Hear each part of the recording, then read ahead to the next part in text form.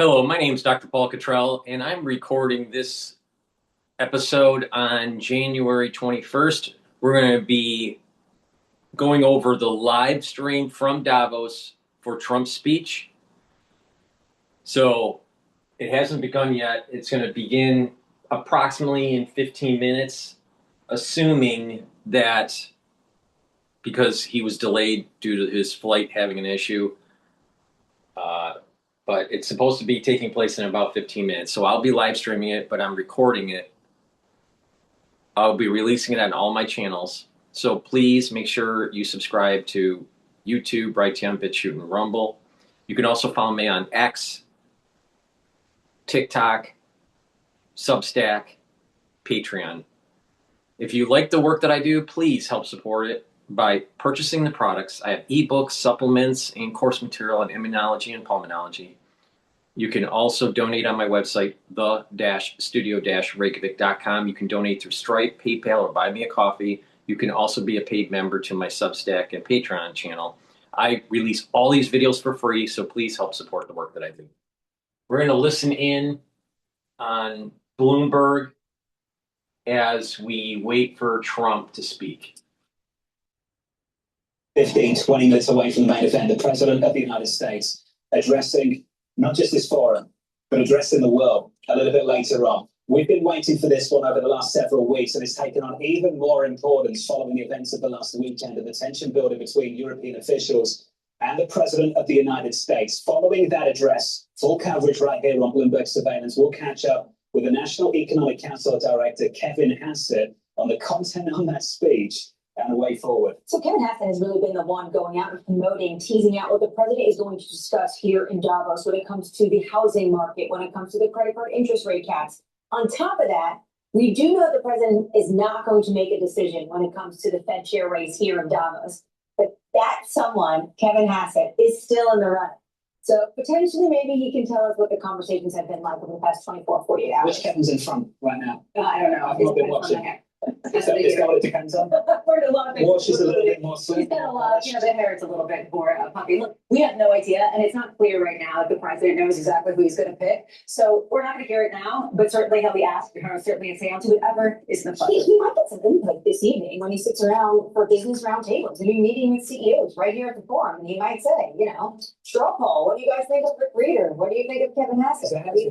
Well, in Tokyo, remember, he called out Scott Bessent and said, I want you to take the job. And Scott Bessent says, no, I like running the Treasury. So, yeah, that's how it is. Prepare for a lot of leaving, as he calls it. That address is about 10 minutes away. Look out for that. Let's talk about the financial system and banking. I'm pleased to say that joining us now is Robin Vince, the CEO of BNY Mellon. Robin, good to see you. It's good to be with you all. Thank you on such an interesting day. You are across the place. 20% of investable assets. I mean, that's a lot of things. What are you seeing right now? Are you seeing those changes that people are talking about, that diversification away from US assets? Do you see that at all? Now, we really don't see that in the data at this point. I remember where we've come from, which is the US has been really an incredibly strongly performing market, strong economy. People have been predicting the US to be some type of decline from an economic point of view, recessions. We've talked about that in the past 2 or 3 years. None of that's actually happened. And in fact, now, I think you find, and you've heard this on your show, more optimism associated with what the next year holds from an economic point of view. GDP pretty solid, looking to potentially even expand in 2026. You've got the stimulus checks coming. The way that they actually didn't adjust the withholding in order to be able to encourage those stimulus checks. That all is a pretty good setup. Now, you've got to be in the preparedness business. We're all risk managers. And at the end of the day, you've got to be resilient because things can go wrong, things can happen. But I think that's the setup. And so reallocating away from the US in the face of that, probably not the smartest choice to make, but you've got to be diversified. So you cannot have the concentration. The US has been a pretty concentrated bet over the past few years. Well, what's the consequence of that? I mean, there's a difference between reallocating away from and diversifying. There is some knock-on effect, which is maybe some people are calling sell America. Other people are just saying diversifying and hedging your bets. I mean, how much will that affect the funding conditions of the United States? Because there's so many economic and geopolitical events that are taking place, it's better to stay in US.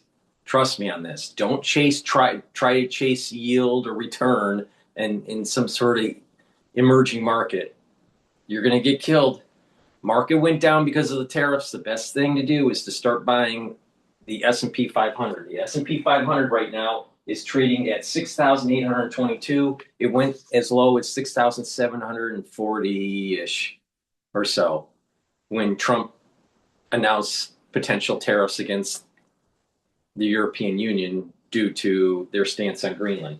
Trust me on this. You will make money if you follow my lead. In addition, natural gas is at 4.8. If you paid attention to what I said about 3 or 4 videos ago, well, it would have been more than 3 or 4 videos before I start covering Davos. So probably episode 14, 13, episode 15, right? Episode 16. If you've been paying attention to what I've been saying, you would have made a lot of money, because what was happening at natural gas at that time? It went as low as 3.1, 3.2, 3.4, right? It's at 4.8. You would have made a lot of money if you paid attention to me.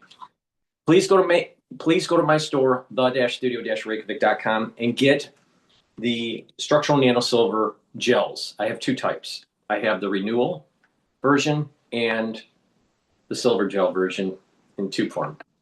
Now, you use them the same way. You apply it on your skin. They will help to heal topically your skin and improve the health of your skin. If you have a cut, an abrasion, or a minor burn, put the gel on the lesion. It will help to heal it about 1/3 of the time quicker. Now, if you're not feeling well, or someone around you is not feeling well, put it on your hands, around your mouth, around your eyes, around your ears, lightly coat your nostrils. It'll stay active for 5.5 hours. Very high quality structural nanosilver gel.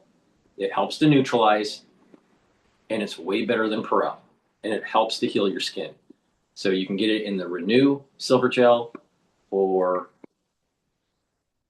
the silver biotic silver gel. So please go to my store, the-studio-reykjavik.com.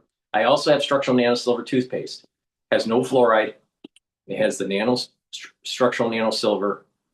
Now, what this will do is it'll neutralize, help the health of your oral cavity,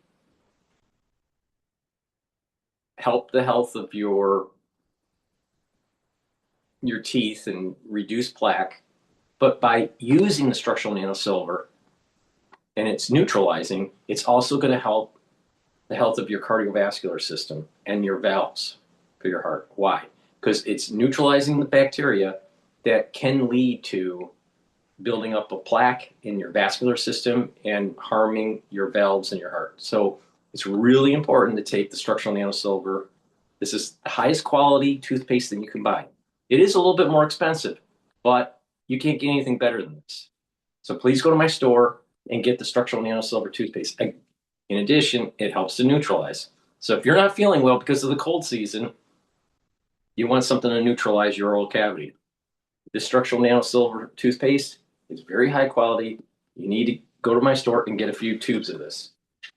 All right. I also have structural nanosilver soaps. You can get it in peppermint, in charcoal tea tree, and also lemongrass. Get a few bars for your household. This will help with your skin and help to neutralize. Use it every day to improve the health of your skin. Use discount 5, all caps, discount 5, and you get $5 off any order. It's all caps, discount number 5. I also have probiotics that are in powder form or in veggie cap form. Take it every day, and what this will do is improve your gut biome, bring down inflammation at the gut level, improve your immune system at the gut level, improve your brain function. You'll be able to sleep better. You'll be able to think more clearly. You'll get rid of that brain fog. When you have better sleep, you're consolidating memory. You are improving your energy levels when you wake up in the morning, and you're detoxifying your central nervous system. By taking a good probiotic, you're also improving your metabolism and also your skin health. So you get a lot of benefits from improving your gut biome. Good health starts at the gut. So please go to my store and get the probiotics. and stack it with the multivitamin. The multivitamin has the multivitamins that you need for proper enzymatic activity. These multivitamins are cofactors for your enzymes to change shape so they perform properly. Therefore, your cells perform properly. And by taking this every day, your tissues will be better off and you'll slow down the aging process. Part of the aging process is that your tissues don't work. Well, if you get your tissues to work, you slow down the aging process. All right, so take the multivitamin and stack it with the probiotic. That's the foundation of the anti-aging protocol. All right, make sure you use discount 5 and you get $5 off any order. I want you to save some money. Take these regularly. You're going to slow down the aging process and you're going to be boosting up your immune system. You're going to have more energy and have more vitality. With that said, let's listen into Bloomberg while we wait for Trump to speak at Davos.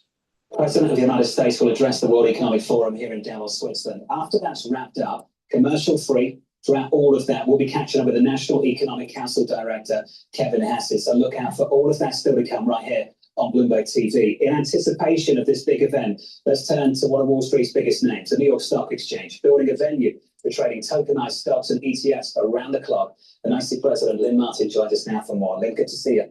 Good to see you guys. It's must-see TV. It's I know, isn't it? It's obviously. And what are you expecting to hear? What are you expecting to hear from the President? Don't know. I think probably it will be a focus on strength of the U.S. economy. I'm sure will be covered.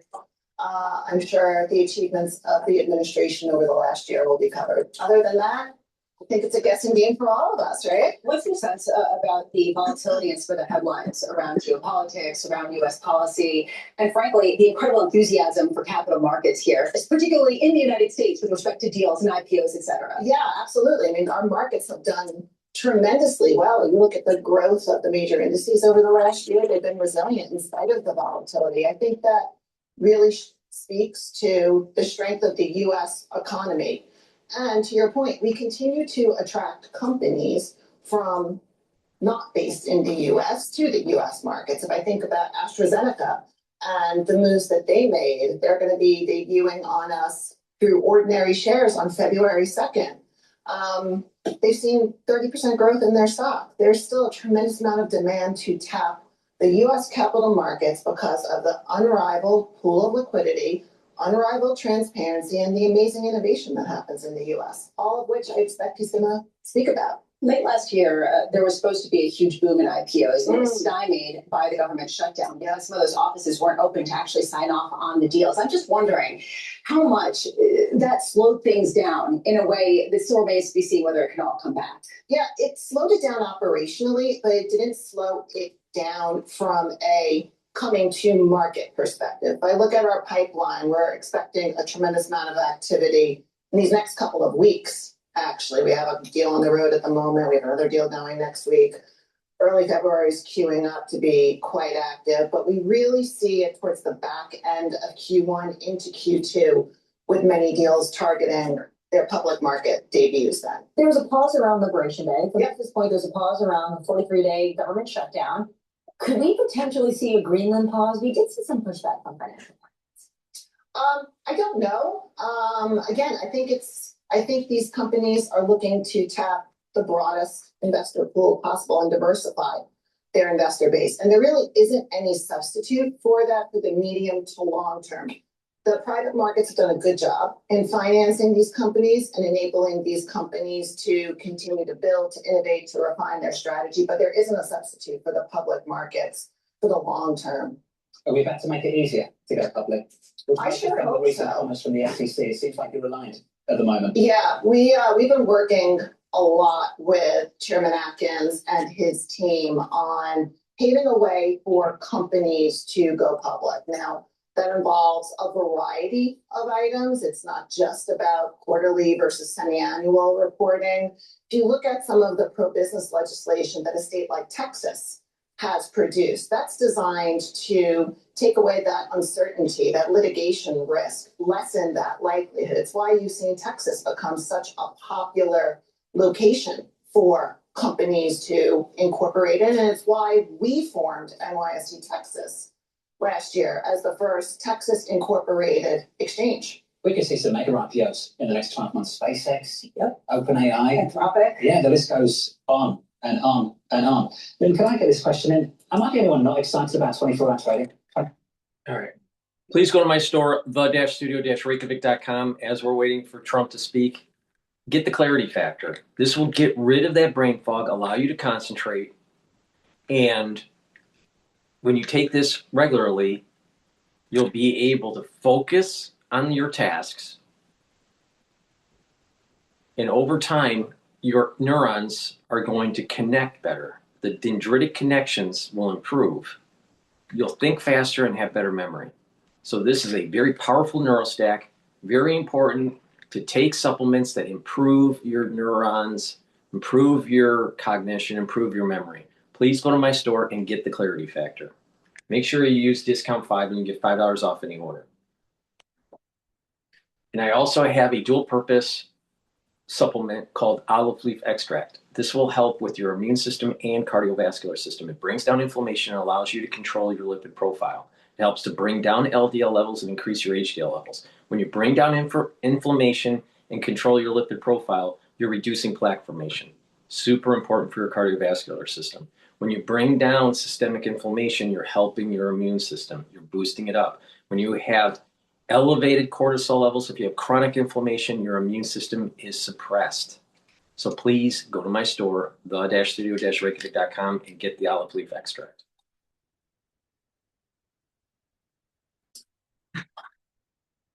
Had already outlined that this is going to have to do with affordability, as we heard from the president's chief of staff, Susie Wiles, earlier this morning, who confirmed that President Trump is set to travel to Iowa on Tuesday. And then she says will make weekly domestic visits from now until November. And that is because Washington is watching closely as all years go full steam ahead for Republicans and the midterms as they try to maintain their majorities in Congress. Just the quick context here is that Democrats only have to net 3 seats, a net gain of 3 seats in order to flip that lower chamber. Now, we can confirm that President Trump has arrived at the venue, so we are expecting him to, at any moment here, take that podium as he's going to be threading the needle between domestic policy, but then also foreign policy, as we know that he's expected to hit on not just Venezuela, but also, of course, Greenland, which is dominating the conversation where you are, John, because we have heard from President Trump in recent hours leading up to this speech that he is unconcerned by threats from European allies, as they have issued their grave concerns about the president's rhetoric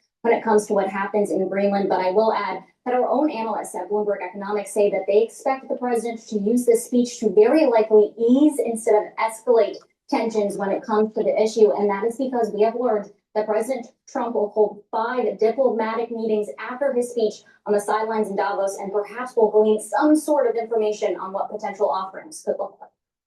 Cottrell, I just want to take these pictures in full, just to get everyone at home, just an idea of what's happening right now at the World Economic Forum in Davos, Switzerland. The president, moments away from this address, being introduced at the moment by the co-chair of the World Economic Forum, Larry Fink. That room is absolutely packed. It took a long time to get into the convention center a little bit earlier on this morning. I imagine it took a lot of effort to get one of them. A sitting president of the United States has come to Davos only twice. Both times it was Donald Trump. So when I asked to serve in this new role that I have, he was one of the first leaders I called and invited to return. I first met the president about 25 years ago, but I worked most closely with him during the early months of COVID. This was March 2020. Markets were under extreme stress. Some economists were warning we could be headed towards a second Great Depression. What stood out to me during the extraordinary period was the president's willingness to bring together people from governments and business, across institutions, across perspective, to think differently, and importantly, to act decisively. That instinct to act, especially in pivotal moments, is one reason I think he values the World Economic Forum. It is a unique institution that brings together the largest combination of government officials, business leaders, technology leaders, civil society and NGO leaders, anywhere in the world for a genuine dialogue. And particularly, importantly, this year. Thankfully, this group is meeting under better economic circumstances than during the pandemic. But once again, we're forcing very serious different economic conditions around the world. One of the central challenges that is impacting me is how capitalism can benefit more, and how can we broaden our global economy for greater and greater participation. That is a question where the president has shown real leadership through investing in infrastructure, reducing barriers to growth, and initiatives like the Trump account designed to give more Americans a direct stake in the growth of the U.S. economy. As he enters the second year of his second term, we are interested in hearing his plans for 2026 and beyond, and will no doubt create more and more conversation. And that's what the forum is about, a serious conversation in the spirit of dialogue. Discussions where the world is headed, where are we going? And these discussions would be incomplete without the President of the United States, the most important leader in the world. We appreciate him here, so let me introduce and welcome back to Davos the President of the United States, Donald J. Trump.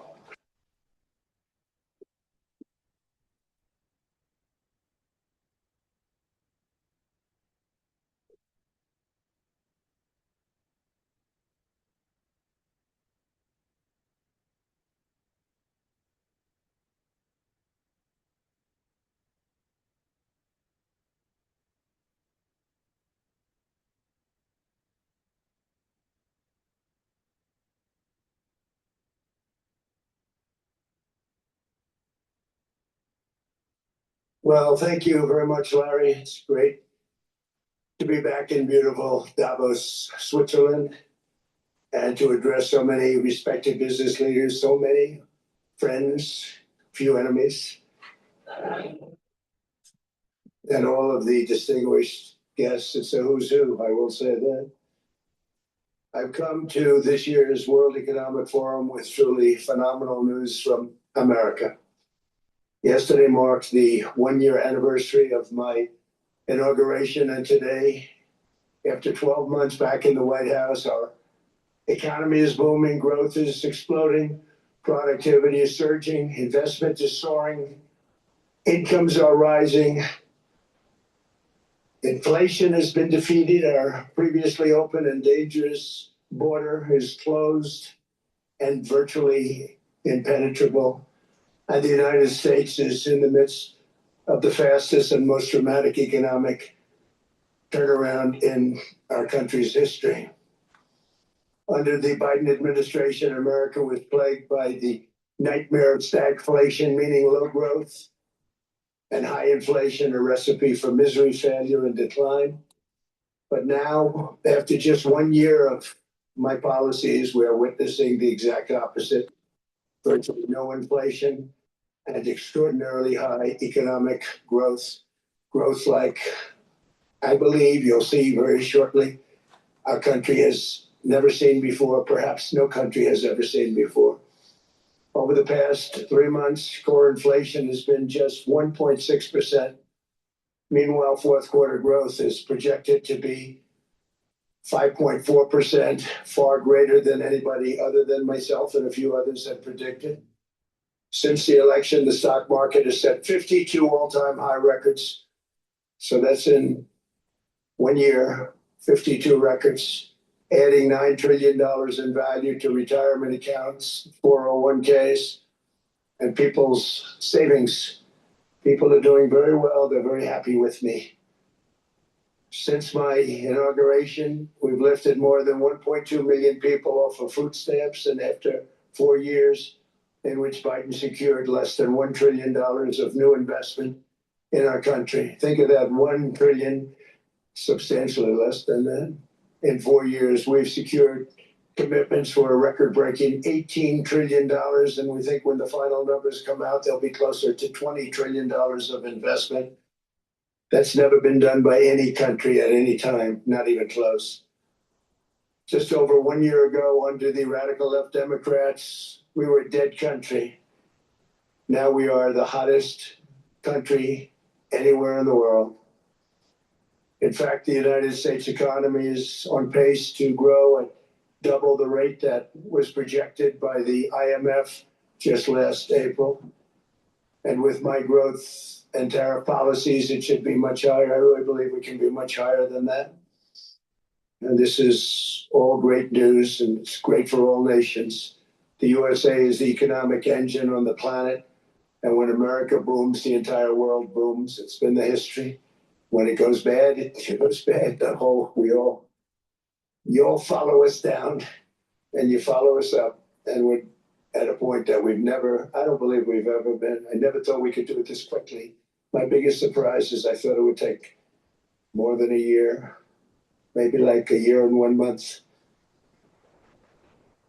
But it's happened very quickly. This afternoon, I want to discuss how we have achieved this economic miracle, how we intend to raise living standards for our citizens to levels never seen before, and perhaps how you too and the places where you come from can do much better by following what we're doing, because certain places in Europe are not even recognizable, frankly, anymore. They're not recognizable. And we can argue about it, but there's no argument. Friends come back from different places. I don't want to insult anybody and say I don't recognize it. And that's not in a positive way. That's in a very negative way.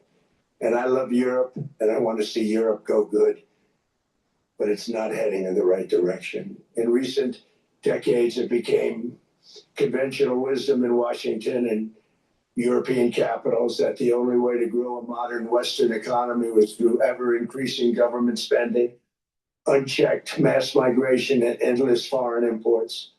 The consensus was that so-called dirty jobs and heavy industry should be sent elsewhere, that affordable energy should be replaced by the Green New Scam, and that countries could be propped up by importing new and entirely different populations from faraway lands. This was the path that Sleepy Joe Biden administration and many other Western governments very foolishly followed, turning their backs on everything that makes nations rich and powerful and strong. And there's so much potential in so many nations. The result was record budget and trade deficits and a growing sovereign deficit driven by the largest wave of mass migration in human history. We've never seen anything like it. Quite frankly, many parts of our world are being destroyed before our very eyes, and the leaders don't even understand what's happening. And the ones that do understand aren't doing anything about it. Virtually all of the so-called experts predicted my plans to end this failed model would trigger a global recession and runaway inflation. But we have proven them wrong. It's actually just the opposite. In 1 year, our agenda has produced a transformation like America has not seen in over 100 years. Instead of closing down energy plants, we're opening them up. Instead of building ineffective, money-losing windmills, we're taking them down and not approving any. Instead of empowering bureaucrats, we're firing them, and they're going out and getting jobs in the private sector for 2 and 3 times what they were making in government. So they started off hating me when we fired them, and now they love me. Instead of raising taxes on domestic producers, we're lowering them and raising tariffs on foreign nations to pay for the damage that they caused.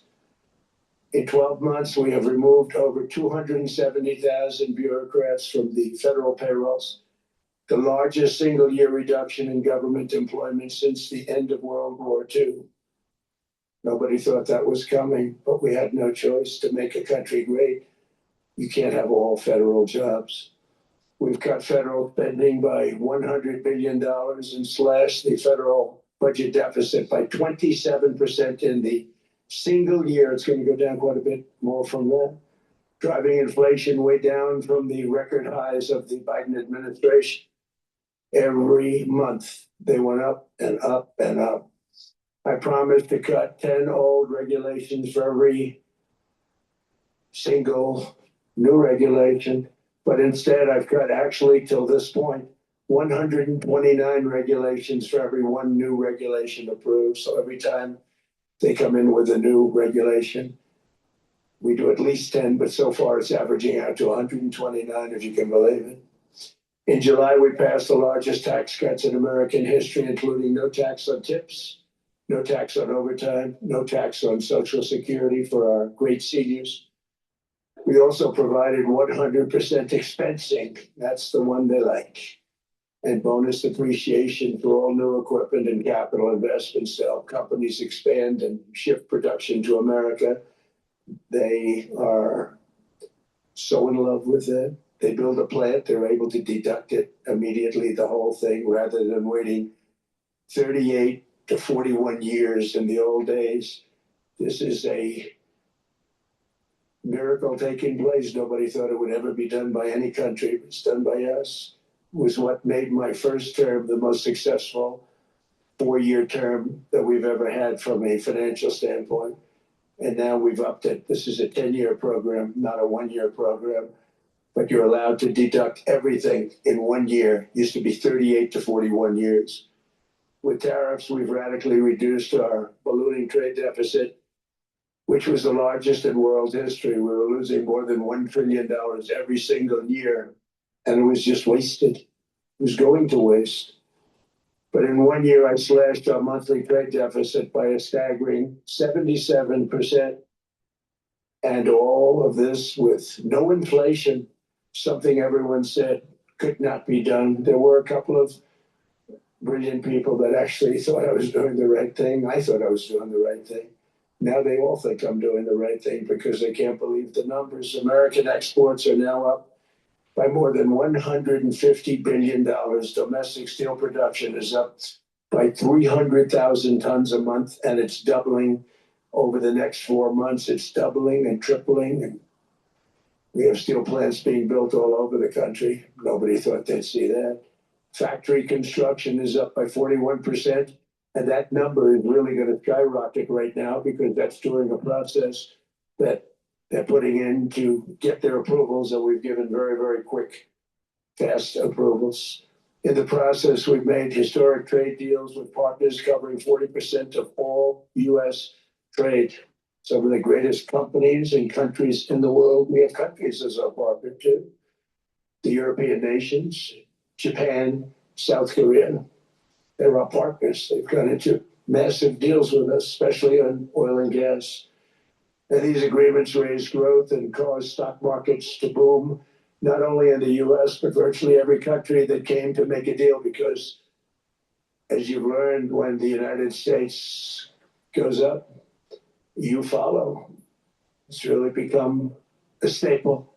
In America, I've stopped the nation-wrecking energy policies that drive up prices while sending jobs and factories to the world's worst polluters.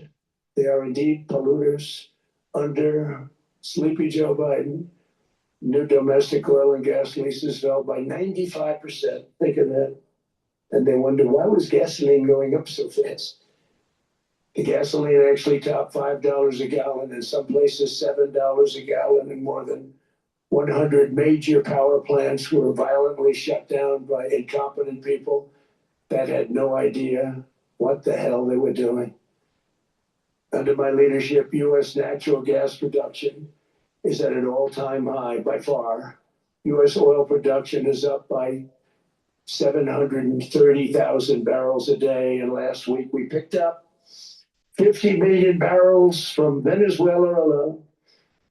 Venezuela has been an amazing place for so many years, but then they went bad with their policies. 20 years ago, it was a great country, and now it's got problems, but we're helping them. And those 50 million barrels, we're going to be splitting up with them, and they'll be making more money. They've made it a long time. Venezuela's going to do fantastically well. We appreciate all of the cooperation we've been giving. We've been giving great cooperation. Once the attack ended, and they said, let's make a deal. More people should do that. But Venezuela's going to make more money in the next 6 months than they've made in the last 20 years. Every major oil company is coming in with us. It's amazing. It's a beautiful thing to see. The leadership of the country has been very good, but they've been very, very smart. The price of gasoline is now below $2.50 a gallon in many states, $2.30 a gallon in most states. Then we'll soon be averaging less than $2 a gallon. In many places, it's already down even lower, $1.95 a gallon. Numerous states are at $1.99, numbers that nobody has heard for years. Actually, since my last administration, we got it down to around those numbers. I've signed an order directing and approval of many new nuclear reactors. We're going heavy into nuclear. I was not a big fan because I didn't like the risk, the danger, but they have the progress they've made with nuclear is unbelievable, and the safety progress they've made is incredible. We're very much into the world of nuclear energy, and we can have it now at good prices and very, very safe. And we're leading the world in AI by a lot. We're leading China by a lot. I think President Xi respects what we've done, in part because I've allowed these big companies building these massive buildings to build their own electric capacity. They're building their own power plants, which when added up is more than any country anywhere in the world is doing. I read recently an article in the Wall Street Journal that China's creating so much energy, and they are, I gotta hand it to them, but we're creating as much or more, and we're letting them do that. I'm very proud of it. It was my idea. I said, you can't create this much energy. We needed more than double the energy currently in the country just to take care of the AI plants. And I said, we can't do that. We have an old grid system. And I came up with the idea, you people are brilliant, you have a lot of money. Let's see what you can do. You can build your own electric generating plants. And they looked at me, they didn't believe me. All of the names that are, I think, in the room right now, if you want to know the truth, they didn't believe it. And I said, no, you can't. They came back 2 weeks and they didn't have the plant. They said, we thought you were kidding. I said, no, not only am I not kidding, you're going to have your approvals within 2 weeks. I always say nuclear will take 3 weeks. But most aren't going that. They're going oil and gas. They're even going coal in some cases. Because of my landslide election victory, the United States avoided the catastrophic energy collapse, which befell every European nation that pursued the Green New Scam, perhaps the greatest hoax in history. The Green New Scam, windmills all over the place, destroy your land. Destroy your land. Every time that goes around, you lose $1,000. You're supposed to make money with energy, not lose money. Here in Europe, we've seen the fate that the radical left tried to impose on America. They tried very hard. Germany now generates 22% less electricity than it did in 2017. And it's not the current chancellor's fault. He's solving the problem. He's going to do a great job. But what they did before he got there, I guess that's why he got there. And electricity prices are 64% higher. The United Kingdom produces just 1/3 of the total energy from all sources that it did in 1999. Think of that, 1/3. And they're sitting on top of the North Sea, one of the greatest reserves anywhere in the world, but they don't use it. And that's one reason why their energy has reached catastrophically low levels with equally high prices. High prices, very low levels. Think of that, 1/3. And you're sitting on top of the North Sea, and they like to say, well, that's depleted. It's not depleted. It's got 500 years. They haven't even found the oil. The North Sea is incredible. They don't let anybody drill. Environmentally, they don't let them drill. They make it impossible for the oil companies to go. They take 92% of the revenues. So the oil companies say, we can't do it. They came to see me. Is there anything you can do? I want Europe to do great. I want UK to do great. We're sitting on one of the greatest energy sources in the world, and they don't use it. In fact, their electricity prices have soared 139%. There are windmills all over Europe. There are windmills all over the place, and they are losers. One thing I've noticed is that the more windmills a country has, the more money that country loses and the worse that country is doing. China makes almost all of the windmills, and yet I haven't been able to find any wind farms in China. Did you ever think of that? It's a good way of looking at it. They're smart. China's very smart. They make it, they sell them for a fortune. They sell them to the stupid people that buy them, but they don't use them themselves. They put up a couple of big wind farms, but they don't use them. They just put them up to show people what they could look like. They don't spin, they don't do anything. They use, I think, old coal mostly. China goes with the coal, they go with oil and gas. They're starting to look at nuclear a little bit, and they're doing just fine. They make a fortune selling the windmills, though, and I think really that's one that they wouldn't be surprised if it stopped. They are shocked that it continues to go. They were very friendly with me. They're shocked that people continue to buy those damn things. They killed the birds, they ruined your landscapes. Other than that, I think they're fabulous, by the way. Stupid people buy them. The consequences of such destructive policies have been stark, including lower economic growth, lower standards of living, lower birth rates, more socially disruptive migration, more vulnerability to hostile foreign adversaries, and much, much smaller militaries. The United States cares greatly about the people of Europe. We really do. I mean, look, I am derived from Europe, Scotland and Germany. 100% Scotland, my mother, 100% German, my father. And we believe deeply in the bonds we share with Europe as a civilization. I want to see it do great. That's why issues like energy, trade, immigration, and economic growth must be central concerns to anyone who wants to see a strong and united West. Because Europe and those countries have to do their thing. They have to get out of the culture that they've created over the last 10 years. It's horrible what they're doing to themselves. They're destroying themselves. It's beautiful, beautiful places. We want strong allies, not seriously weakened ones. We want Europe to be strong. Ultimately, these are matters of national security, and perhaps no current issue makes the situation more clear than what's currently going on with Greenland. Would you like me to say a few words of Greenland?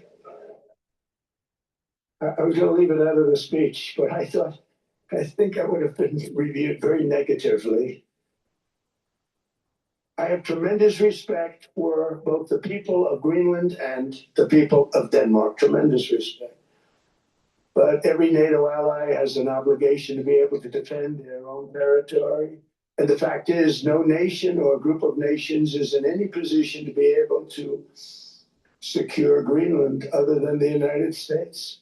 We're a great power, much greater than people even understand. I think they found that out 2 weeks ago in Venezuela. We saw this in World War II, when Denmark fell to Germany after just 6 hours of fighting and was totally unable to defend either itself or Greenland. So the United States was then compelled, we did it, we felt an obligation to do it, to send our own forces to hold the Greenland territory. And hold it we did, at great cost and expense. They didn't have a chance of getting on it, and they tried. Denmark knows that.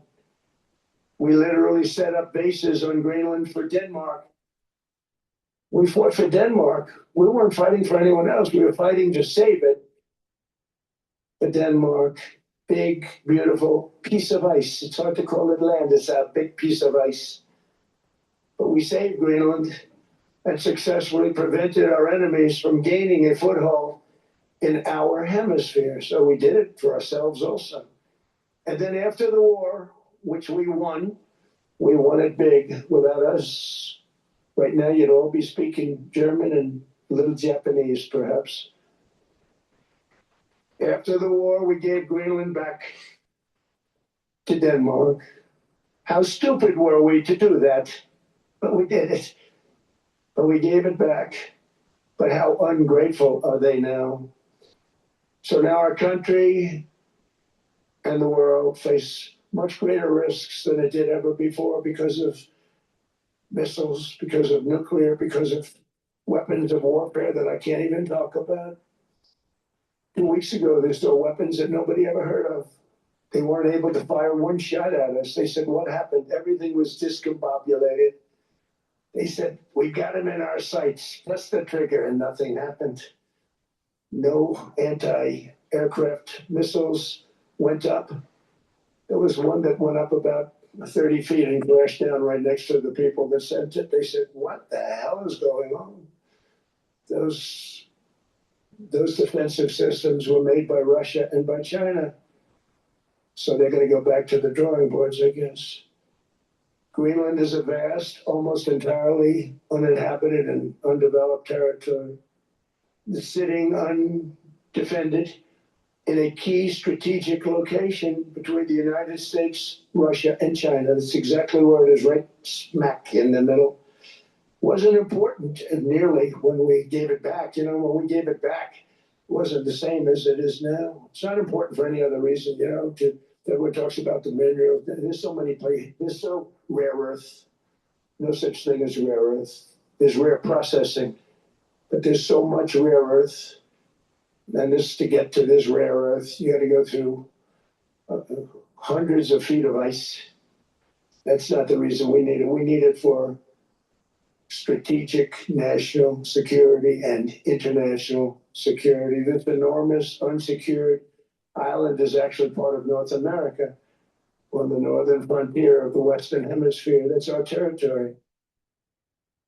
It is therefore a core national security interest of the United States of America. And in fact, it's been our policy for hundreds of years to prevent outside threats from entering our hemisphere. And we've done it very successfully. We've never been stronger than we are now. That's why American presidents have sought to purchase Greenland for nearly 2 centuries. You know, for 2 centuries, they've been trying to do it. They should have kept it after World War II, but they had a different president. That's all right. People think differently. Much more necessary now than it was at that time, however. In 2019, Denmark said that they would spend over $200 million to strengthen Greenland's defenses. But as you know, they spent less than 1% of that amount. 1%, there's no sign of Denmark there. And I say that with great respect for Denmark, whose people I love, whose leaders are very good. It's the United States alone that can protect this giant mass of land, this giant piece of ice, develop it and improve it and make it so that it's good for Europe and safe for Europe and good for us. And that's the reason I'm seeking immediate negotiations to once again discuss the acquisition of Greenland by the United States, just as we have acquired many other territories throughout our history, as many of the European nations have. They've acquired, there's nothing wrong with it. Many of them, some went in reverse, actually, if you look. Some had great vast wealth, great vast lands all over the world. They went in reverse. They stuck back where they started. That happens too. But some grow. But this would not be a threat to NATO. This would greatly enhance the security of the entire alliance, the NATO alliance. The United States is treated very unfairly by NATO. I want to tell you that. And when you think about it, nobody can dispute it. We give so much and we get so little in return. And I've been a critic of NATO for many years. And yet I've done more to help NATO than any other president by far, than any other person. We wouldn't have NATO if I didn't get involved in my first term. The war with Ukraine is an example. We are thousands of miles away, separated by a giant ocean. It's a war that should have never started, and it wouldn't have started if the 2020 US presidential election weren't rigged. It was a rigged election. Everybody now knows that. They found out. People will soon be prosecuted for what they did. It's probably breaking news, but it should be. It was a rigged election. Can't have rigged elections. You need strong borders, strong elections, and ideally a good press. I always say strong borders, strong elections, free, fair elections, and a fair media. The media is terrible. It's very crooked. It's very biased, terrible. But someday it'll straighten out because it's losing all credibility. Think of it. When I went in a landslide, a giant landslide, won all 7 swing states, won the popular vote, won everything, and they only get negative press. That means that it has no credibility. And if they're going to get credibility, they're going to have to be fair. So you need a fair press. But you also need those other elements. And I inherited a terrible, terrible situation. If you look, the border was open, the inflation was raging, everything was bad with the United States when I came into office. But I also inherited a mess with Ukraine and Russia, something that would have never happened. And I know Putin very well. He and I would discuss Ukraine. It was the apple of his eye, but he wasn't going to do anything. I said, Vladimir, you're not doing it. He would never have done it. It was terrible what happened. I could see it happening too. After I left, I could see it happening. Biden had given Ukraine and NATO $350 billion, a staggering sum, $350 billion. I came in and just like the southern border, just like inflation, just like our economy, I said, wow, this place is in trouble, meaning our country. All of these things were out of control. But the border was out of control. We fixed it, the strongest border anywhere in the world. And I've now been working on this war for 1 year, during which time I settled 8 other wars. India, Pakistan. I settled other wars that were Vladimir Putin called me, Armenia, Azerbaijan. He said, I can't believe you settled that one. They were going on for 35 years. I settled it in 1 day. And President Putin called me. He said, you know, I can't believe I worked on that war for 10 years trying to settle it. I couldn't do it. I said, do me a favor, focus on settling your war. Don't worry about that one. What does the United States get out of all of this work, all of this money, other than death, destruction, and massive amounts of cash going to people who don't appreciate what we do? They don't appreciate what we do. Talking about NATO, I'm talking about Europe. They have to work on Ukraine. We don't. The United States is very far away. We have a big, beautiful ocean separating us. We have nothing to do with it. Until I came along, NATO was only supposed to pay 2% of GDP. But they weren't paying. Most of the countries weren't paying anything. The United States was paying for virtually 100% of NATO. And I got that stopped. I said, that's not fair. But then more importantly, I got NATO to pay 5%, and now they were paying, and now they are paying. So something nobody said was possible. They said, we will never go up higher than 2%. But they went to 5%, and now they're paying the 5%. They didn't pay the 2%, and now they're paying the 5%. And they're stronger for it, and they have an excellent, by the way, Secretary General, who's possibly in the room. Mark, are you here? Yes, he's here. Hello, Mark. We never asked for anything, and we never got anything. We probably won't get anything unless I decide to use excessive strength and force, where we would be, frankly, unstoppable. But I won't do that. Okay? Now everyone's saying, oh, good. That's probably the biggest statement I made, because people thought I would use force. But I don't have to use force. I don't want to use force. I won't use force. All the United States is asking for is a place called Greenland, where we already had it as a trustee, but respectfully returned it back to Denmark not long ago after we defeated the Germans, the Japanese, the Italians, and others in World War II. We gave it back to them. We were a powerful force then, but we are a much more powerful force now. after I rebuilt the military in my first term and continued to do so today, we have a budget of $1.5 trillion. We're bringing back battleships. Battleship is 100 times more powerful than the great battleships you saw in World War II, those great, big, gorgeous ships, the Missouri, the Iowa, the Alabama. Because I thought maybe we could take them out of mothballs. They said, no, sir, these ships are 100, think of that, 100 times more powerful than those big, magnificent pieces of art that you saw so many times ago, that you still see on television. You say, wow, what a force. 100 times, each ship 100 times more powerful than the big battleships of the past. So that was the end of the mothball story. So what we have gotten out of NATO is nothing except to protect Europe from the Soviet Union and now Russia. I mean, we've helped them for so many years. We've never gotten anything, except we pay for NATO. And we've paid for many years until I came along. We paid for, in my opinion, 100% of NATO because they weren't paying their bills. And all we're asking for is to get Greenland, including right title and ownership, because you need the ownership to defend it. You can't defend it on a lease. Number one, legally, it's not defensible that way, totally. And number two, psychologically, who the hell wants to defend a license agreement or a lease, which is a large piece of ice in the middle of the ocean where if there is a war, much of the action will take place on that piece of ice. Think of it.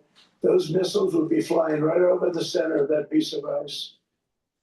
All we want from Denmark for national and international security and to keep our very energetic and dangerous potential enemies at bay is this land on which we're going to build the greatest golden dome ever built. We're building a golden dome that's going to, just by its very nature, going to be defending Canada. Canada gets a lot of freebies from us. By the way, they should be grateful also, but they're not. I watched your Prime Minister yesterday. He wasn't so grateful. But they should be grateful to us. Canada lives because of the United States. Remember that, Mark, the next time you make your statements. What we did for Israel was amazing, but that's nothing compared to what we have planned for the United States, Canada, and the rest of the world. We are going to build a dome like no other. We did it for Israel. And by the way, I told Bibi, stop taking credit for the dome. That's our technology. That's our stuff. But they had a lot of courage, and they were good fighters, and they did a good job, and we wiped out the Iran nuclear threat like nobody can believe. Nobody's ever seen anything like it. That, Venezuela, taking down Soleimani, wiping out al-Baghdadi when he tried to reinstitute ISIS. We did a lot. We did a lot of big things, all perfectly executed. Everyone was perfectly executed. Somebody told me that, a military expert told me, sir, everything you've done has been perfectly executed. I said, I know. So other presidents have spent, whether foolishly or not, trillions and trillions of dollars on NATO and gotten absolutely nothing in return. We've never asked for anything. It's always a one-way street. Now they want us to help them with Ukraine. And let me say, we're going to. I'm really helping, not even them. I want to see, last week, if you saw, it was 10,000 soldiers, but last month it was 31,000 soldiers died. 31,000, that's this room times, the number of people in this room times 30. Think of it. 30,000 soldiers died in 1 month. The month before it was 27,000. The month before that it was 28,000. The month before that it was 25,000. It's a bloodbath over there. And that's what I want to stop. It doesn't help the United States, but these are souls. These are young people. Look like you, look like some of you right in the front row. They go to war, their parents are so proud. Oh, there he goes, comes back. 2 weeks later, they get a call, your son's head's been blown off. I want to stop it. It's a horrible war. It's the worst since World War II. They keep going, they'll exceed World War II. The numbers are staggering, how many people they've lost. They don't want to talk about it. Ukraine and Russia lost just tremendous amounts. And I'm dealing with President Putin, and he wants to make a deal, I believe. I'm dealing with President Zelensky, and I think he wants to make a deal. I'm meeting him today. He might be in the audience right now. But they got to get that war stopped because too many people are dying, needlessly dying. Too many souls are being lost. It's the only reason I'm interested in doing it. But in doing it, I'm helping Europe, I'm helping NATO, and I until the last few days when I told them about Iceland, they loved me. They called me daddy, right, last time. Very smart man said, he's our daddy. He's running it. I was like running it. I went from running it to being a terrible human being. And now what I'm asking for is a piece of ice, cold and poorly located, that can play a vital role in world peace and world protection. It's a very small ask compared to what we have given them for many, many decades. But the problem with NATO is that we'll be there for them 100%. But I'm not sure that they'd be there for us. If we gave them the call, gentlemen, we are being attacked. We're under attack by such and such a nation. I know them all very well. I'm not sure that they'd be there. I know we'd be there for them. I don't know that they'd be there for us. So with all of the money we expend, with all of the blood, sweat, and tears, I don't know that they'd be there for us. They're not there for us on Iceland, that I can tell you. I mean, our stock market took the first dip yesterday because of Iceland. So Iceland's already cost us a lot of money. But that dip is peanuts compared to what it's gone up. And we have an unbelievable future in that stock. That stock market is going to be doubled. We're going to hit 50,000 and that stock market's going to double in a relatively short period of time because of everything that's happening. But this is a good example. After giving NATO and European nations trillions and trillions of dollars in defense, they buy our weapons. We make the greatest weapons in the world, but now we're going to make them faster, much faster. You saw that. I put a cap on the salaries. Then I put no buybacks, no stock buybacks, no various other things that they were doing. I mean, they were making $50 million, but it would take them 3 years to give you a Patriot missile. I said, that's not good. My chauffeur can do a better job than that. And he makes slightly less than 50. They make big salaries. If they're going to make those big salaries, they're going to have to produce a lot faster. The good news is we have the greatest equipment in the world. Now we're going to start making it a lot faster. They're going to build additional plants. And all of the money that goes into stock buybacks is going to go into building plants. We're not allowing stock buybacks by defense companies any longer. They're going to build new plants to make Tomahawks, Patriots. We have the best equipment. F-35s, F-47, the new one just coming out. They say it's the most devastating plane, fighter jet ever. Who knows? They called it 47. If I don't like it, I'm going to take the 47 off it. I wonder why they called it 47. We'll have to think about it. But if I don't like it, I'm going to take that 47 off. But it's supposed to be the stage 6. It's supposed to be the first stage 6 plane. Undetectable, like our B-2 bombers were undetectable. They flew right over Iran. They were undetectable. And they did their job and they got the hell out of there. So we want a piece of ice for world protection. And they won't give it. We've never asked for anything else. And we could have kept that piece of land and we didn't. So they have a choice. You can say yes, and we will be very appreciative, or you can say no, and we will remember.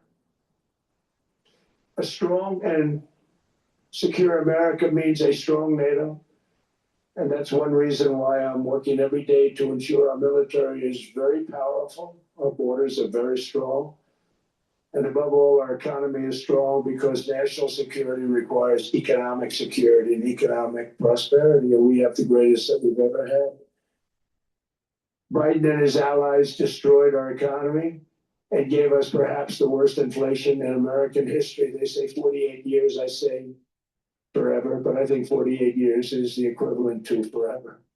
Whether it's 48 years or ever, it's terrible, costing the typical family $33,000. What they did to this country should never, ever be forgotten. It's early, but he has to be rated as the worst president we've ever had by far. The auto pen did much of the damage. The auto pen, he was the auto pen president, because I don't believe a sane president would have ever signed the kind of things that he signed. But now grocery prices, energy prices, airfares, mortgage rates, rent, and car payments are all coming down, and they're coming down fast. We inherited a mess, but we've done a hell of a job in 12 months. Under my most favored nation policy for drug prices, the cost of prescription drugs is coming down by up to 90%, depending on the way you calculate. You could also say 5, 6, 7, 800%. There are two ways of figuring that. But we have the favored nations policy.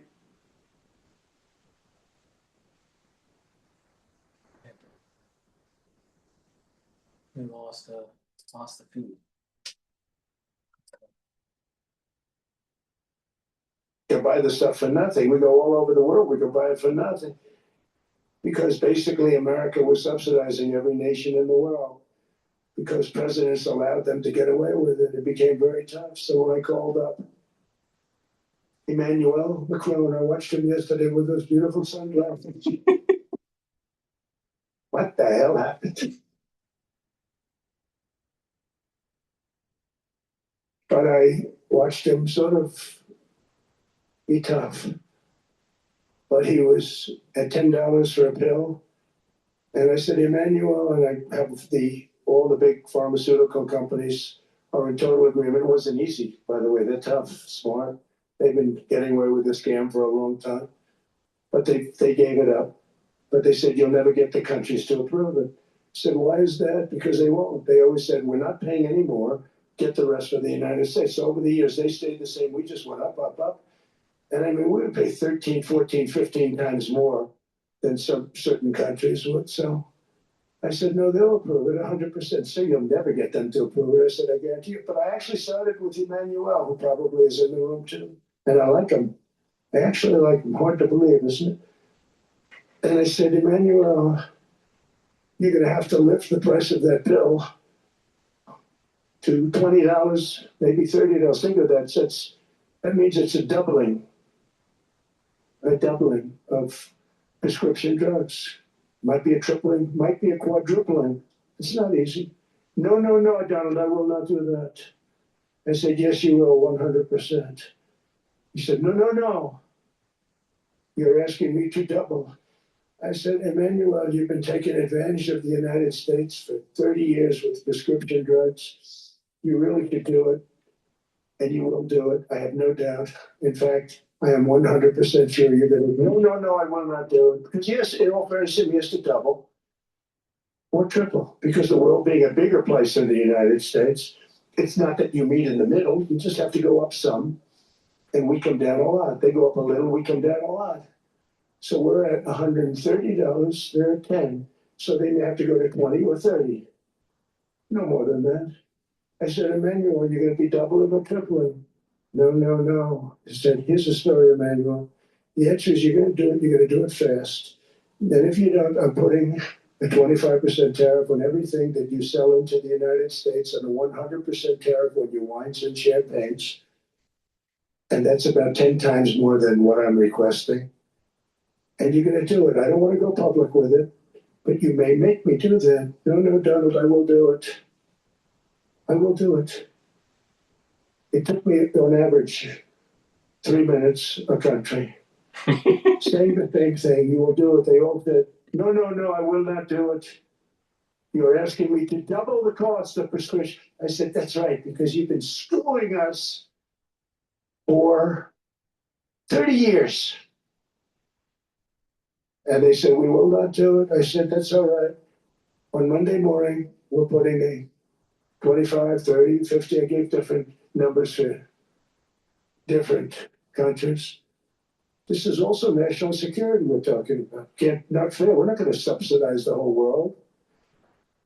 And every one of those countries have agreed to do it. So one of the biggest things that I've done is the fact that we have now most favored nation. We will pay whatever the lowest price is in the entire world. So our drug prices are going to be coming down by staggering 90%. Again, you could say 1,000%, 2,000%. Depends on the way you want to figure it, but we'll go with the way the fake news likes it better because it sounds, can you imagine a 90% reduction sounds much worse. But drug prices are going to be coming down tremendously in all the nations, and I appreciate them doing it. But they did it, in all fairness, without tariffs, I wouldn't have been able to get it done.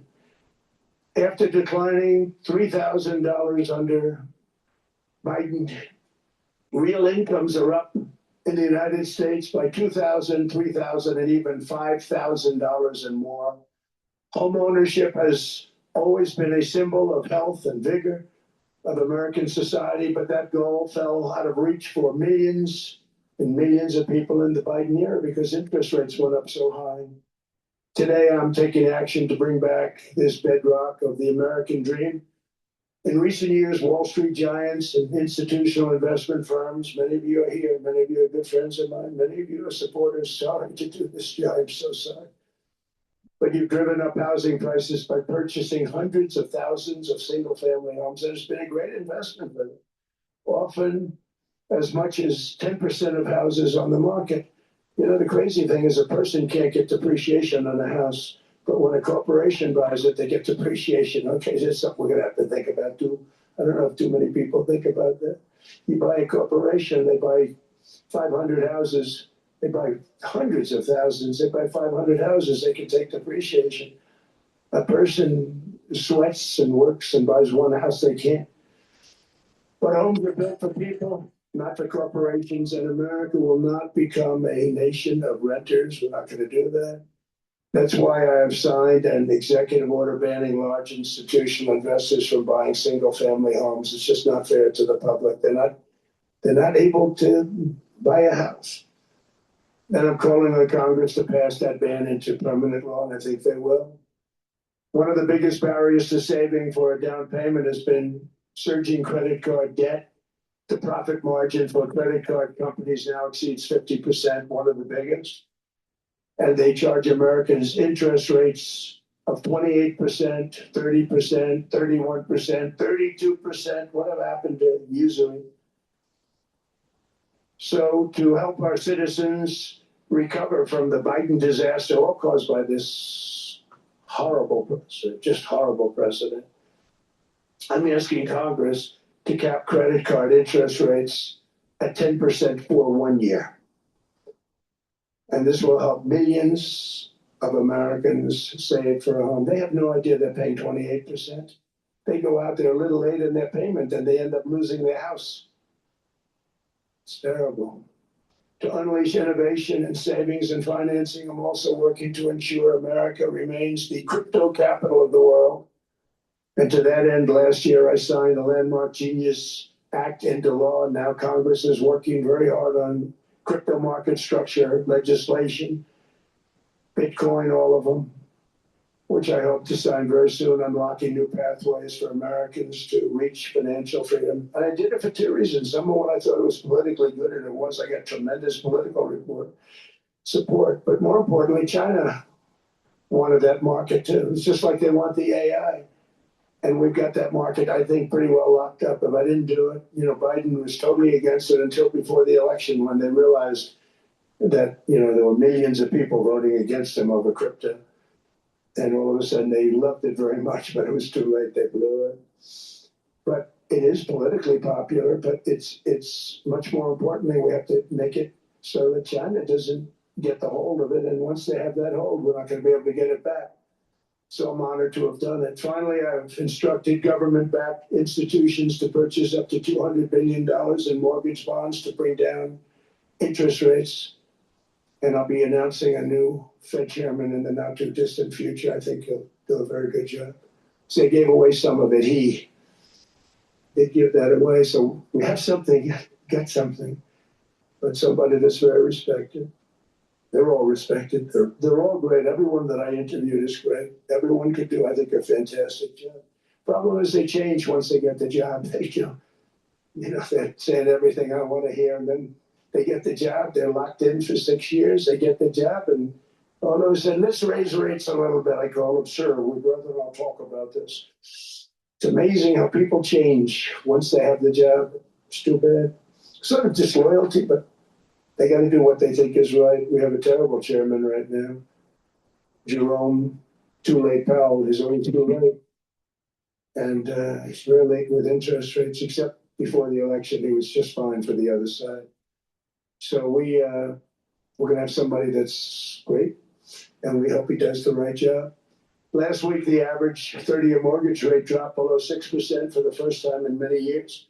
Another major factor in driving up housing costs was the mass invasion of our borders. And I have to say one thing about housing, because nobody ever says this.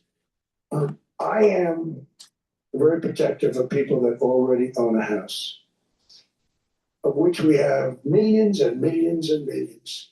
And because we have had such a good run, the house values have gone up tremendously. And these people have become wealthy. They weren't wealthy, they become wealthy because of their house. And every time you make it more and more and more affordable for somebody to buy a house cheaply, you're actually hurting the value of those houses, obviously, because the one thing works in tandem with the other. And I don't want to do anything that's going to hurt the value of people that own a house who, for the first time in their lives, are walking around the streets of whatever city they're in, very proud that their house is worth $500,000, $600,000, $700,000. Now, if I want to really crush the housing market, I could do that so fast that people could buy houses, but you would destroy a lot of people that already have houses. In some cases, they'd mortgage their house, and the mortgage would be very low, and all of a sudden the mortgage without any changes becomes very high, and they end up losing the house. I'm not going to hurt, and I speak with Scott, who's doing a fantastic job, and Howard, who's doing a fantastic job, and all of my people. And I always say, look, I can crush the hell out of the market. We can drop interest rates to a level. And that's one thing we do want to do. That's natural. That's good for everybody. The dropping of the interest rates, we should be paying a much lower interest rate than we are. We should be paying the lowest interest rate of any country in the world, because without the United States, you don't have a country. And I had a case with Switzerland. We happened to be in Switzerland. Maybe I'll give you a quick story. But they were paying nothing. They make beautiful watches, great watches, Rolex, all of them. They were paying nothing to the United States when they sent their product in. And we had a $41 billion deficit. $41 billion with this beautiful place. Flew over it, isn't it nice? So I said, let's put a 30% tariff on them so that we get back some of it, not all of it at all. We still have a deficit, big deficit. We had 41 million. That's a big deficit. And I said, let's put a tariff on. Different tariffs, different places. You're all party to them. In some cases, victims to them. But in the end, it's a fair thing. And most of you realize that. But we put a 30% tariff on Switzerland. And all hell broke loose. They were calling, like you wouldn't believe. And I know so many people from Switzerland, incredible place, incredible, brilliant place. But I didn't realize that they're only good because of us. And there's so many other examples. Us and probably other places, but a majority of the money they make is because of us, because we never charged them anything. So they come in, they sell their watches, no tariffs, no nothing. They walk away, they make $41 billion on just us. So I said, no, we can't do that. So I'm going to bring it up. I still would have a deficit pretty substantial, but I brought it up to 30%. And I guess Prime Minister, I don't think President, I think Prime Minister called a woman, and she was very repetitive. She said, no, you cannot do that, 30%. you cannot do that. We are a small, small country. I said, yeah, but you have a big, big deficit. You may be small, but you have a bigger deficit than big countries. He said, no, no, no, please, you cannot do it. Kept saying the same thing over and over. We are a small country. I said, but you're a big country in terms of, and she just rubbed me the wrong way, I'll be honest with you. And I said, all right, thank you, ma'am, appreciate it. Do not do this. Thank you very much, ma'am. And I made it 39%. And then all hell really broke out. And I was paid visits by everybody. Rolex came to see me. They all came to see me. But I realized, and I reduced it, because I don't want to hurt people. I don't want to hurt them. And we brought it down to a, lower level. Doesn't mean it's not going up. But we brought it down to a lower level. But they pay now, Tara. But I realized that we have many places like that where they're making a fortune because of the United States. Without the United States, they wouldn't be making anything. Think of it. Switzerland made $41 billion on us. And as she said, it's a small place. And I realized with that, I don't know, it was so because she was so aggressive. And I realized in that conversation that the United States is keeping the whole world afloat. Many places, I could give you 6, 7 places just in the people in this little area. I know every one of them. They're sort of, they're looking down. They don't want to see me and they don't want to stare me in the eyes. But they're taking advantage of, everybody took advantage of the United States. But I've been very fair and I gave them a tariff and it was fine. But I realized that without us, it's not Switzerland anymore. Without us, it's not any of the countries that are represented here. And we want to work with the countries. We want to work with them. We're not looking to destroy them. I could have said 39, 40%. I could have said I want a 70% tariff, then we make money with Switzerland. But Switzerland would have been probably destroyed, financially destroyed. I don't want to do that. But we should be paying the lowest interest rate of everybody. I hope Scott's listening to this, because we should be paying the lowest interest rate of everybody. Without us, most of the countries don't even work. And then you have the protection factor. Without our military, which is the greatest in the world by far, without our military, you have threats that you wouldn't believe. You don't have threats because of us, and that's because of NATO. One other thing, and I have to say it so importantly, in the old days, and I used to say I'm the youngest in the room. Now I'm among the older. I hate to say it. I don't feel old, but I'm among the older. But I remember not long ago, 20, 25 years ago, when good news came out about, let's say, the United States. The United States had a great quarter. The United States had a great month. All the stocks went up. And that's the way it's supposed to be. Now, when they say the United States had a record quarter, it's unbelievable how well it's doing. All the stocks crash because they say, oh no, inflation, they're going to raise interest rates. And they do. Some of these stupid people like Powell, they raise interest rates. And what they do is they stop you from being successful. It used to be when we had a great quarter, a great month, great earnings, great anything, any good news, the stock market went up. That's the way it's going to be. We got to do that again because that's the way it should be. Now when we have a great month, they want to kill it. Like we did over 5%. People were surprised. We should do 20%. We could do 25%. When we announce good numbers, and the reason is they're so petrified of inflation. And growth doesn't mean inflation. We've had tremendous growth with very low inflation. In fact, growth can fight inflation, proper growth.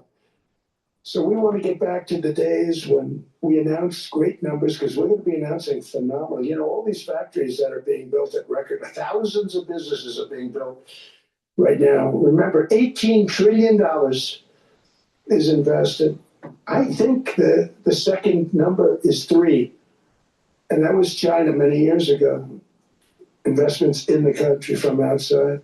18 trillion, nobody's ever seen it. That's money coming in and building things, factories. Thousands of businesses are being built, thousands. Hundreds of big factories, car plants are moving back to the United States. They're coming in from Canada, they're coming in from Mexico, from Japan. Japan's coming in and building plants here in order to avoid tariffs. They're coming in from China, they're coming in from all over the world. We have more plants being built now, car plants, than we've ever had built, even in the heyday from the 1940s and 50s. And they're bigger. They don't use renovations anymore where they take an old, they rip it down, they build a brand new plant, super modern plant. But it's happening at levels that nobody's ever seen. In 2024, the US built less than 2 million new homes, but Biden admitted more than 8 million new migrants. And those days are over. In 2025, for the first time in 50 years, the United States had reverse migration. Boy, that was nice. And these were criminals that were being taken out of our country because they allowed people to come into our country from jails, from gangs, drug dealers, murderers. 11,888 murders. We've gotten most of them out. And then ICE gets beat up by stupid people from leadership in Minnesota.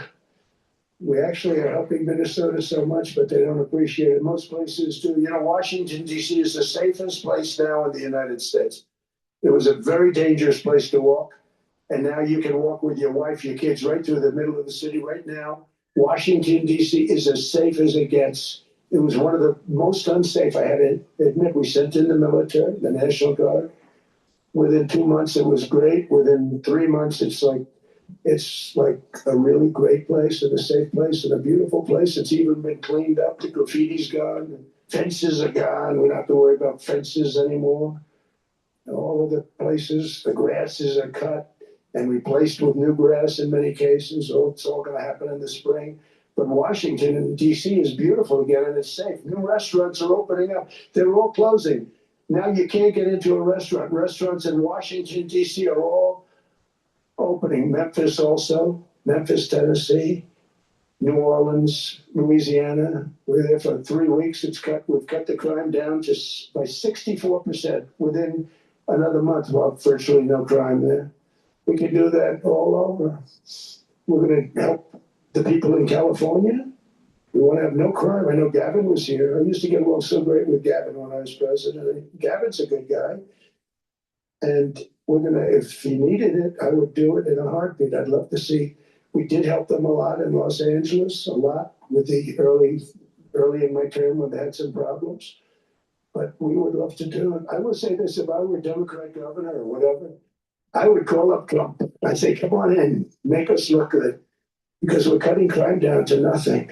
And we're taking people out, career criminals who are only going to do bad things, and we're bringing them back to their countries. But where we've done it has been amazing. And we have a capacity to do it at much greater levels. We're cutting illegal aliens off welfare and other government benefits. And I have directed that starting immediately, there will be no more payments to sanctuary cities because they are really just sanctuaries for criminals. They're really protecting criminals. And those are the ones we have to get out of the country: murderers, drug dealers, the mentally insane. They emptied their mental institutions into the United States. And despite that, we have the lowest crime numbers that we've ever had in the history of the country. Just came out. But equally importantly, we're cracking down on more than $19 billion in fraud that was stolen by Somalian bandits. Can you believe that they turned out to be higher IQ than we thought? I always say these are low IQ people. How did they go into Minnesota and steal all that money? And we have, they're pirates, they're good pirates, right? But we shoot them out of the water just like we shoot the drug boats out. They're not pirating too many boats lately, do you notice? When they go out into those boats, they want to take over a $1.5 billion tanker loaded up with oil. And they say, we're going to blow up your boat. They have powerful weapons. You hit the side of the boat, you blow the whole thing up. The insurance companies are petrified. So they say, just give them the boat. We'll give them money instead. And I don't do that. We blow them right the hell out of the water. We see them going out, we blow them out of the water. We don't have any pirates so much anymore. We do. They won't be there long. We've cut down with the hitting of the boats that are loaded up with drugs, including submarines. Can you believe they actually bust what they call mini subs, very fast? They're meant for drugs. We've knocked out 2 of them. The Democrats say they were fishing. You have ruined somebody's fishing weekend. I would say a submarine is not a fishing boat. You don't fish.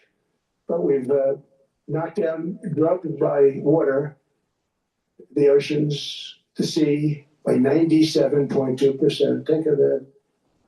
And I actually say, who the hell are the 3%? Because I would not want to be piloting one of those boats. We knocked them down, and now we're going to start on land. We're going to knock it all out. The land is the easy part. What we did on sea is incredible, and that's our great military. The situation in Minnesota reminds us that the West cannot mass import foreign cultures, which have failed to ever build a successful society of their own. I mean, we're taking people from Somalia, and Somalia is a failed, it's not a nation. Got no government, got no police, got no military, got no nothing. And then we have this fake congressperson who they just reported is worth $30 million. You believe this? Ilhan Omar, talking about the Constitution that provides me. She comes from a country that's not a country. And she's telling us how to run America. Not going to get away with it much longer, let me tell you. The explosion of prosperity and conclusion and progress that built the West did not come from our tax codes. It ultimately came from our very special culture. This is the precious inheritance that America and Europe have in common. We share it. We share it, but we have to keep it strong. We have to become stronger, more successful, and more prosperous than ever. We have to defend that culture and rediscover the spirit that lifted the West from the depths of the Dark Ages to the pinnacle of human achievement. We live in an incredible, changing period. It's an unbelievable time, but we have to take advantage of the time that we're in. In our hands are technologies that our ancestors could scarcely have. I mean, they couldn't have even dreamt some of the things that we see today. And so rapidly they're produced. I mean, AI, 2 years ago, nobody ever heard of the term, and now everybody's talking about it. And it can have some very good purpose. It could also have some dangerous purpose. And for that, we have to watch out. But some tremendous things are happening because of it. And we're leading by so much. We're doing so well. But opportunities that are bigger and grander than ever before in human history are right before us. It is the pioneers in this room. Many of you in this room are true pioneers. You're truly brilliant people. Just your ability to get a ticket is brilliant because you have about 50 people for every seat. I don't know what. That's Larry. Everything Larry touches turns to gold. He made this very successful. But you're in this room, and some of you are the greatest leaders anywhere in the world. You're the greatest brains anywhere in the world. And the future is unlimited, and to a large part because of you. And we have to protect you, and we have to cherish you. I always say we have to cherish our brilliant people because there aren't many of them. So together with confidence, boldness, and persistence, let us lift up our people, grow our economies, defend our shared destiny, and build a future for our citizens that is more ambitious, more exciting, more inspiring, and greater than the world has ever seen. We're in a position to do things that nobody else has ever even thought of before. And many of the people in this room are the ones that are doing it. And I want to congratulate you, and I'm with you all the way. You can do things that nobody else can even think about. So I congratulate you on your tremendous success. And the United States is back, bigger, stronger, better than ever before. And I'll see you around. Thank you all very much. Thank you very much.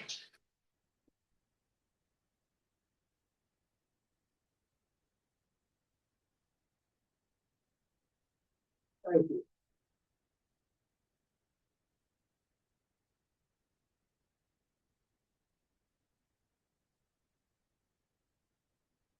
All right. It looks like he's going to be interviewed by Think, but before we do that, please go to my store, the-studio-reykjavik.com, and get the lozenges. I have a new product on my store, the vitamin C lozenges. They're structural nanosilver. And I also have the Manuka honey in stock. So please get those lozenges, get a few bags for your household. The moment you have that throat irritation, take it right away. I also have the structural nanosilver drops. You can get it in honey and lemon, in cherry flavor, and also in blueberry. Take them right away. Once you have that throat irritation, they'll help to neutralize and also help to improve your oral cavity. Get a few bags for your household. Use them for the winter season and the allergy season, super important. Make sure you use discount 5 and you get $5 off any order. All caps, discount 5. And get the turmeric. Turmeric is a great supplement to bring down inflammation and soak up free radicals. And when you do that, you're improving your immune system, your cardiovascular system. You can even help bring down inflammation at the brain level. Lignans also helps to bring down inflammation, soak up free radicals, helps the immune system and endocrine system, cardiovascular system, and helps to bring down that inflammation and free radical buildup at the neuron level. And by taking that, you're slowing down the aging process. So please go to my store, get the great supplements that I offer, help support the work that I do, and I want you to get healthy. If you take the supplements that I'm taking, you're going to slow down the aging process and be healthy. It's that simple. Let's continue on with Davos. And we ended up with the COVID and the whole world suffered. We did a phenomenal job. I don't think we got the credit we deserve. We did something that Operation Warp Speed, which some people say was one of the greatest military feats ever. We did a great job. Use our military, use a lot of people. But sometimes you get hit with things, nothing you can do. You get hit with things like that unexpectedly. And we got through it. And when I left, the stock market was higher than it was previous to the COVID coming up. And I called it a great achievement. But things happen. Bad things happen. The things that we can stop are wars if we're smart. That we can stop. Those are a matter of being intelligent and having intelligent people on the other side. Because wars are the worst of all. Wars are worse than anything. But we can stop wars because that's sort of up to us.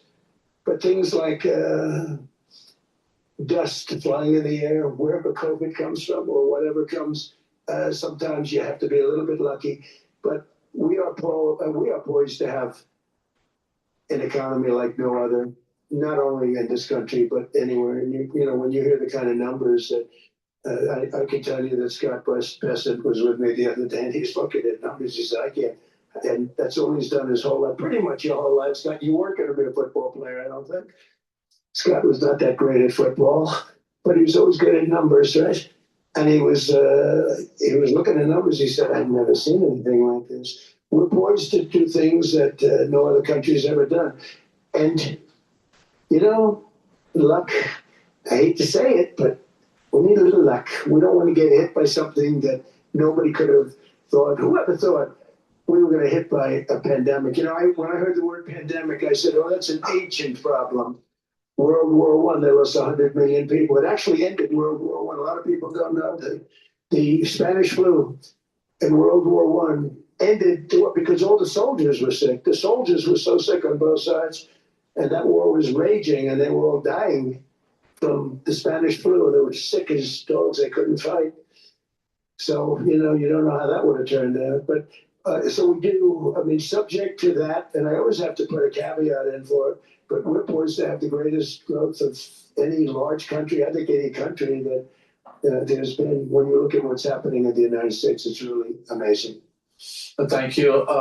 One thing that maybe keeps you up at night, I know you don't sleep that much anyway, Mr. President, is the debt. The US debt is high, is not the biggest expenditure on your budget. How to get out of that impasse? Well, the big thing is growth. I mean, growth is the way. If we grow like this, we go from having a 37 trillion dollars. We go from having high debt to low debt. but we also are cutting expenses, the old-fashioned way. We have extraordinary growth. I think we're going to be growing our way out. I think we're going to be paying off debt. We're taking in tremendous money from tariffs fairly. And again, I'm using them judiciously. Switzerland's a case study. I could have gotten much more. I could have asked for much more. But we're using them judiciously. But I think growth, most importantly, and then cutting costs. Now, if you take a look at Minnesota, $19 billion in fraud and other things. People going to airports, they came into the country, they don't have 10 cents and they're leaving with hundreds of thousands of cash in their bags.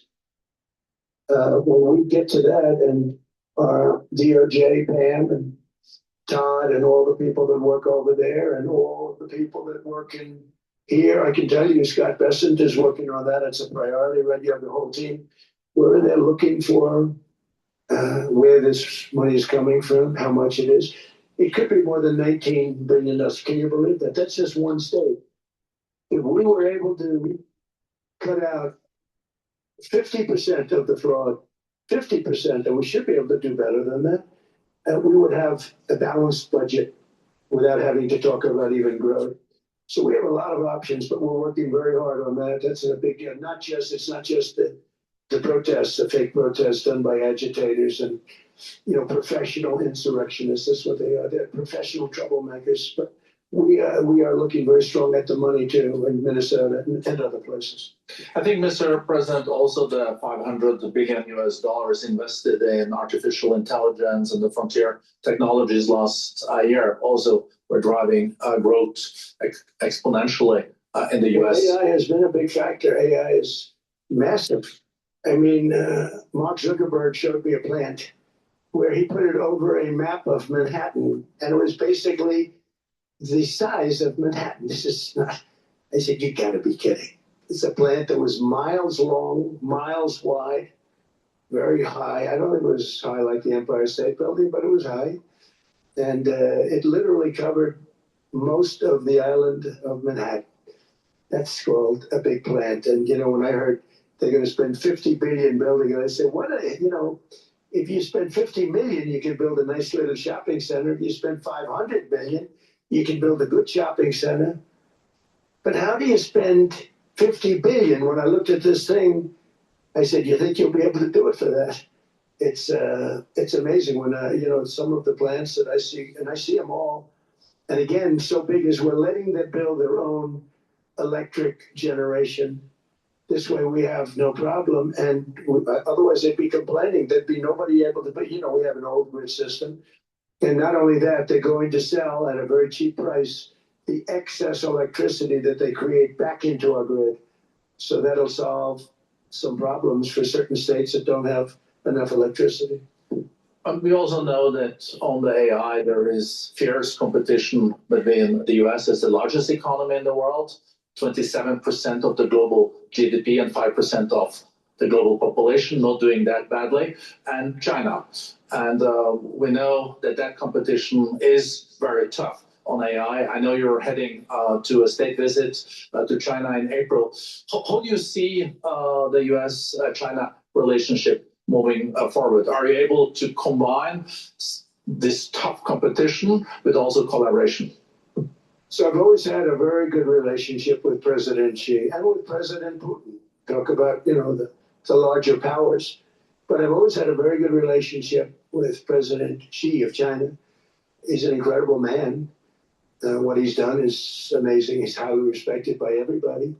And I do now. I mean, now I have good. It was very severely interrupted by COVID. I used to call it the China virus, but he said, do you think you could use a different name?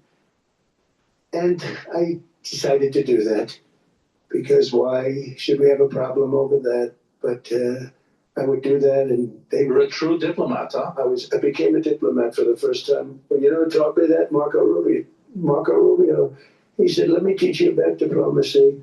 Hey, any guy that gets approved by 100% of the votes, think of it, he got liberal Democrats and radical right Republicans to approve him. He's the only one. The next one was lost 45 votes, right? But he got all 100 votes voting for him. And at first I wasn't happy about it. I said, wait a minute, I don't like that. And now it turns out that the Democrats probably wish they didn't do that. And Marco has been fantastic. Marco, stand up, please. You have done a great job as Secretary of State. He's going to go down as the best Secretary of State. And Scott, and we have Susie, who's the first female Chief of Staff, and she's the best Chief of Staff. And I see Howard Lutnick, who I know spoke, and Howard's fantastic. Some of the deals we're doing are great. And I want to pay particular attention because we have Chris. And Chris, you got up and spoke, I think. He's a #1 oil man in the world because I was going to put Doug Burgum, who's fantastic. I don't know if Doug's here. Is Doug here? Doug Burgum is fantastic. He said, sir, there's one man better than me. And he introduced me to Chris. And he turns out to be. So we're drilling more oil and gas now than we ever have by almost double. Is that right, Chris? And on top of it, we get a lot coming out of Venezuela. So anyway, so we're doing great. The country is just doing great. We have great people. Thank you. And I see other people. We have Steve Whitcup. We have Jared. I got so many people. I'm in trouble because when I go back, they're going to be people with long faces. So you didn't introduce me. I got so many people. And we have a lot of the greatest people anywhere in the world. I know them all. So I won't continue because we'd be here all day. Thank you, Mr. President. We also know that you're a deal maker, and then maybe coming back to Greenland and Ukraine. What kind of deal in the end do you see between the U.S. And Denmark? Because I guess you see it now as a negotiation going on, or? Well, it's costing Denmark hundreds of millions a year to run it. And Denmark's a small country and they're wonderful people. But, it's very expensive. It's a very big piece of ice. And it's very important. I mean, I don't want to repeat the speech, but it's very important that we use that for national and international security. That can create a power that will make it impossible for the bad guys to do anything against the perceived good ones.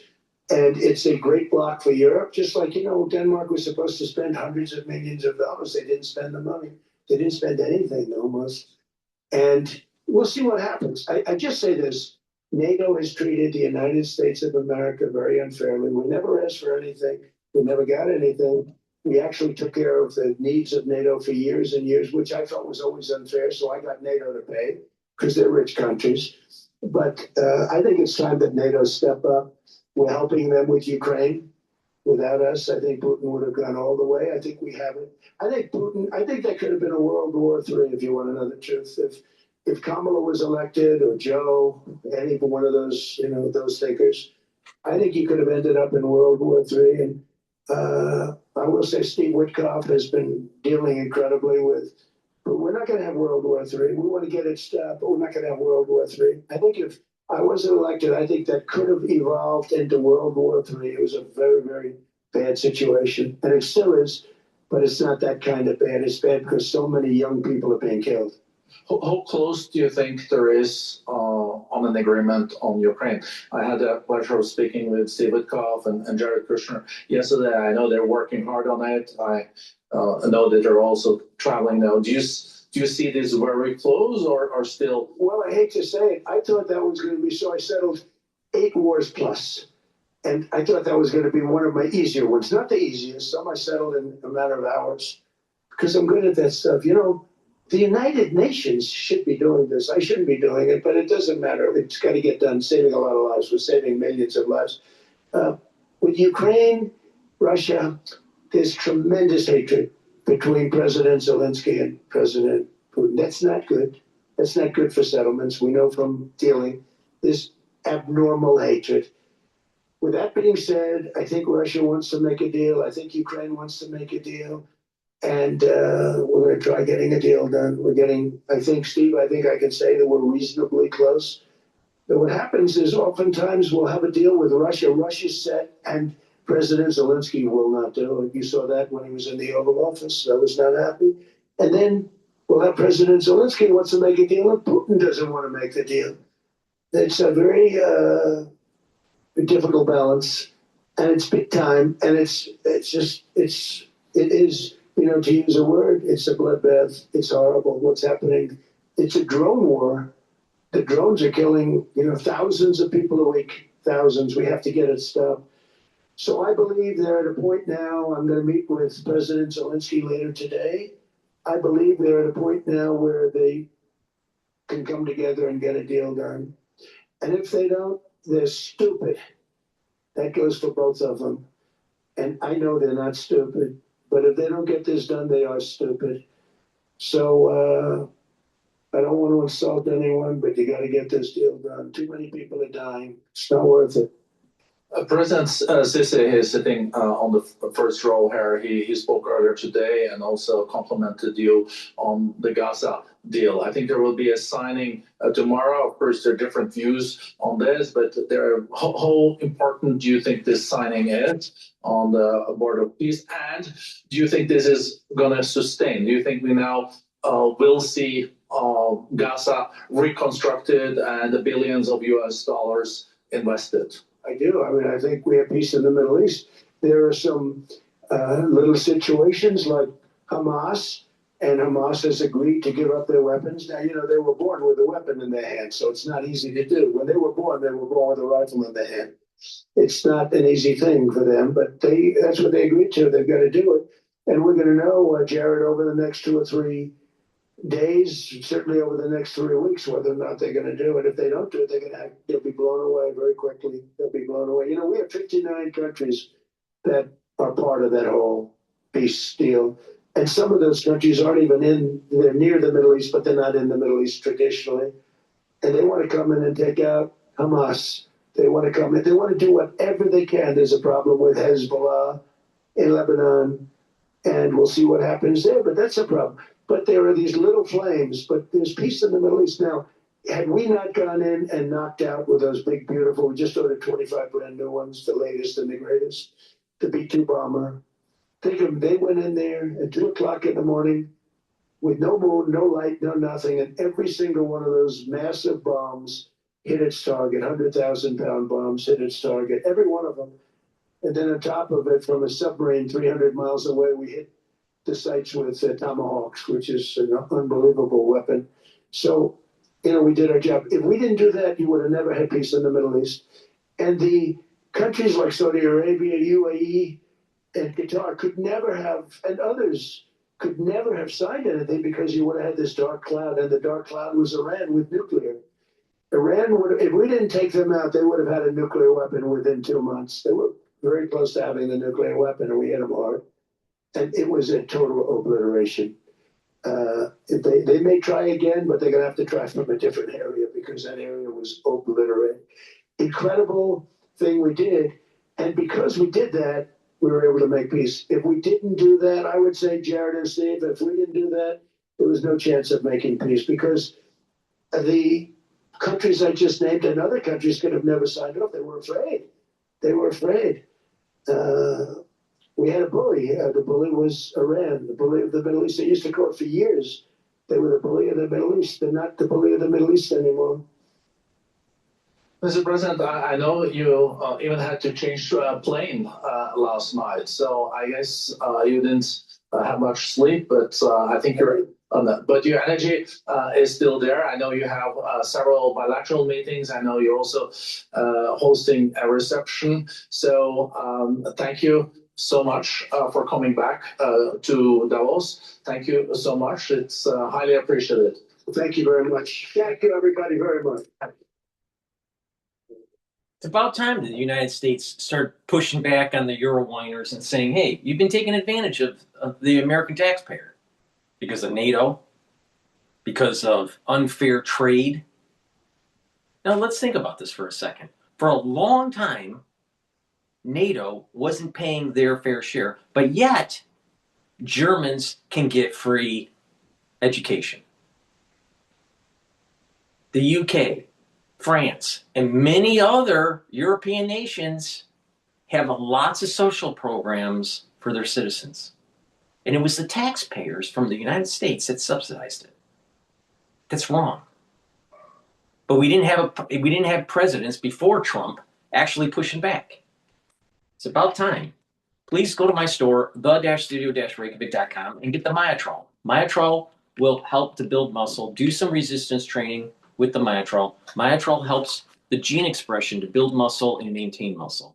This helps to reduce atrophy. This is perfect to take if you're 40 years of age or older, male or female. This has polyphenols, flavonoids, and lignans to help with the gene expression to build muscle. This will also help the health of your mitochondria so you have energy, the ATP, to build and maintain that muscle. Take it every day. You will benefit from this if you're an athlete too, younger or older, to help to build muscle. Now you can take it separately, or you can take it with the Gladiator Barley, or the Gladiator Barley you can take separately, but there is a synergistic effect if you take Myotrol and Gladiator Barley together. Myotrol helps with the gene expression to build muscle. If you're doing resistance training, Gladiator Barley has the micronutrients and the protein to be able to build that muscle.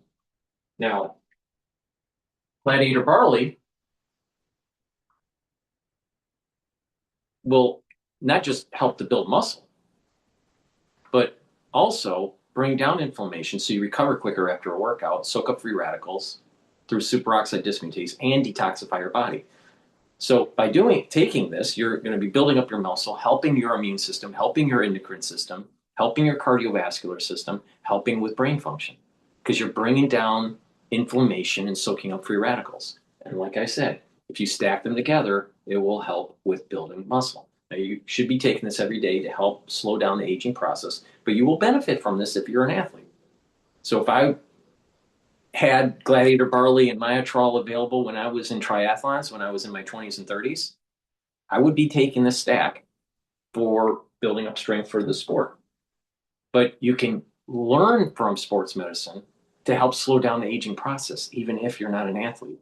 And that's the whole point of taking the Gladiator Barley. You'll also be able to control your A1C levels better.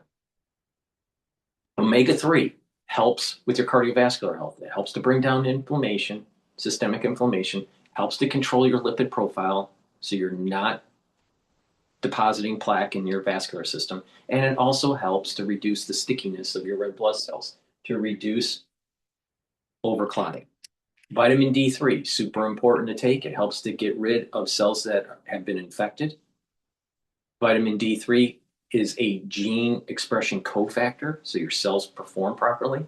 Vitamin D3 also helps to build denser bone. You take in calcium and take vitamin D3, do some resistance training, you get denser bone over time. And vitamin D3 also helps with your cardiovascular health. All right, with that, let's listen into Bloomberg.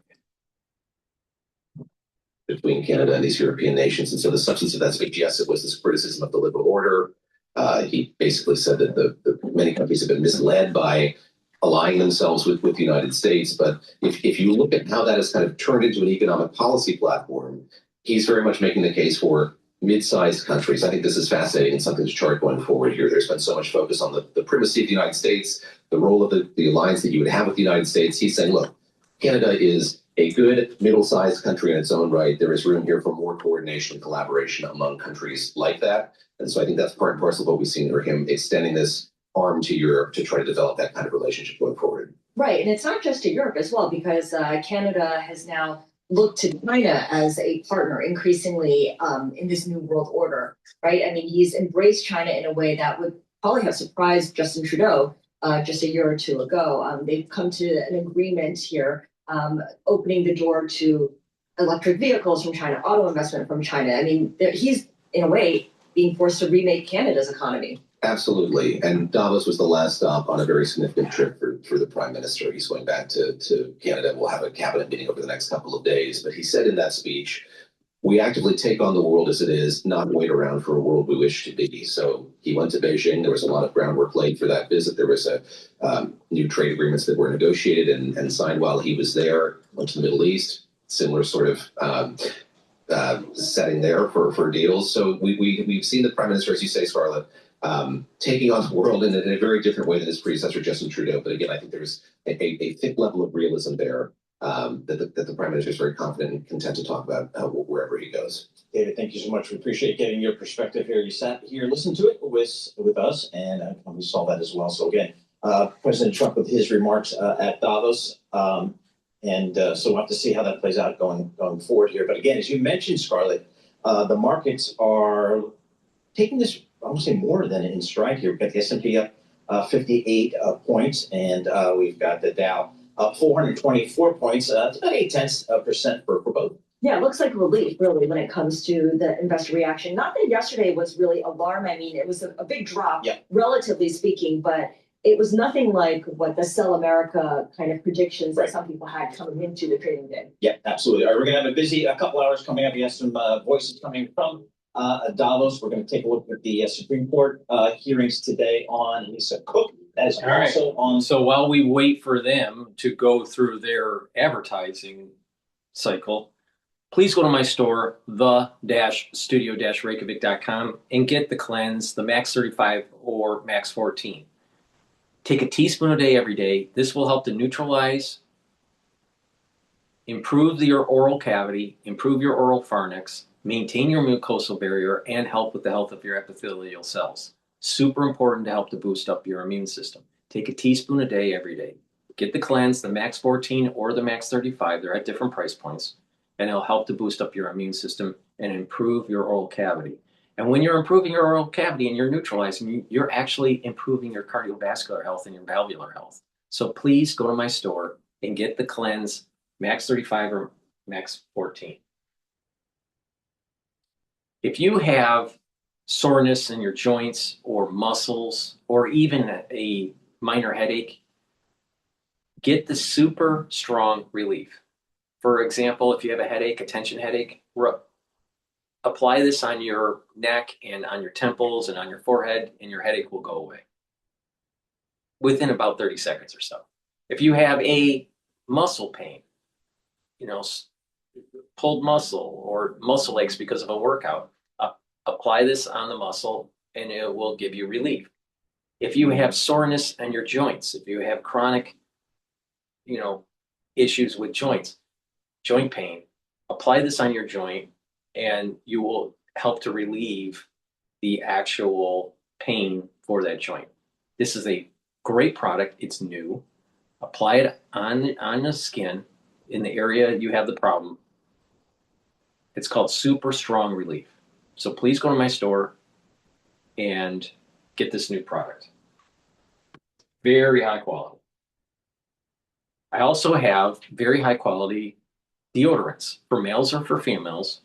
You can get it in citrus and you can get it in peppermint, lavender, and tea tree. These deodorants are made from essential oils from the Himalayas. Very high quality, all natural. No aluminum, no baking soda, all natural ingredients. And these deodorants will help to detoxify your body. And when you detoxify your body, you're helping your immune system and your endocrine system. So please go to my store, the-studio-reykjavik.com, get the deodorants. Now, magnesium and zinc helps to boost up that immune system. Magnesium and zinc also can help with brain function. Magnesium is super important for brain function. Magnesium also helps the efficacy of vitamin D3. Your vitamin D3 will perform better if you actually take magnesium. So please go to my store, the-studio-reykjavik.com, get the magnesium and zinc, boost up that immune system and your brain function.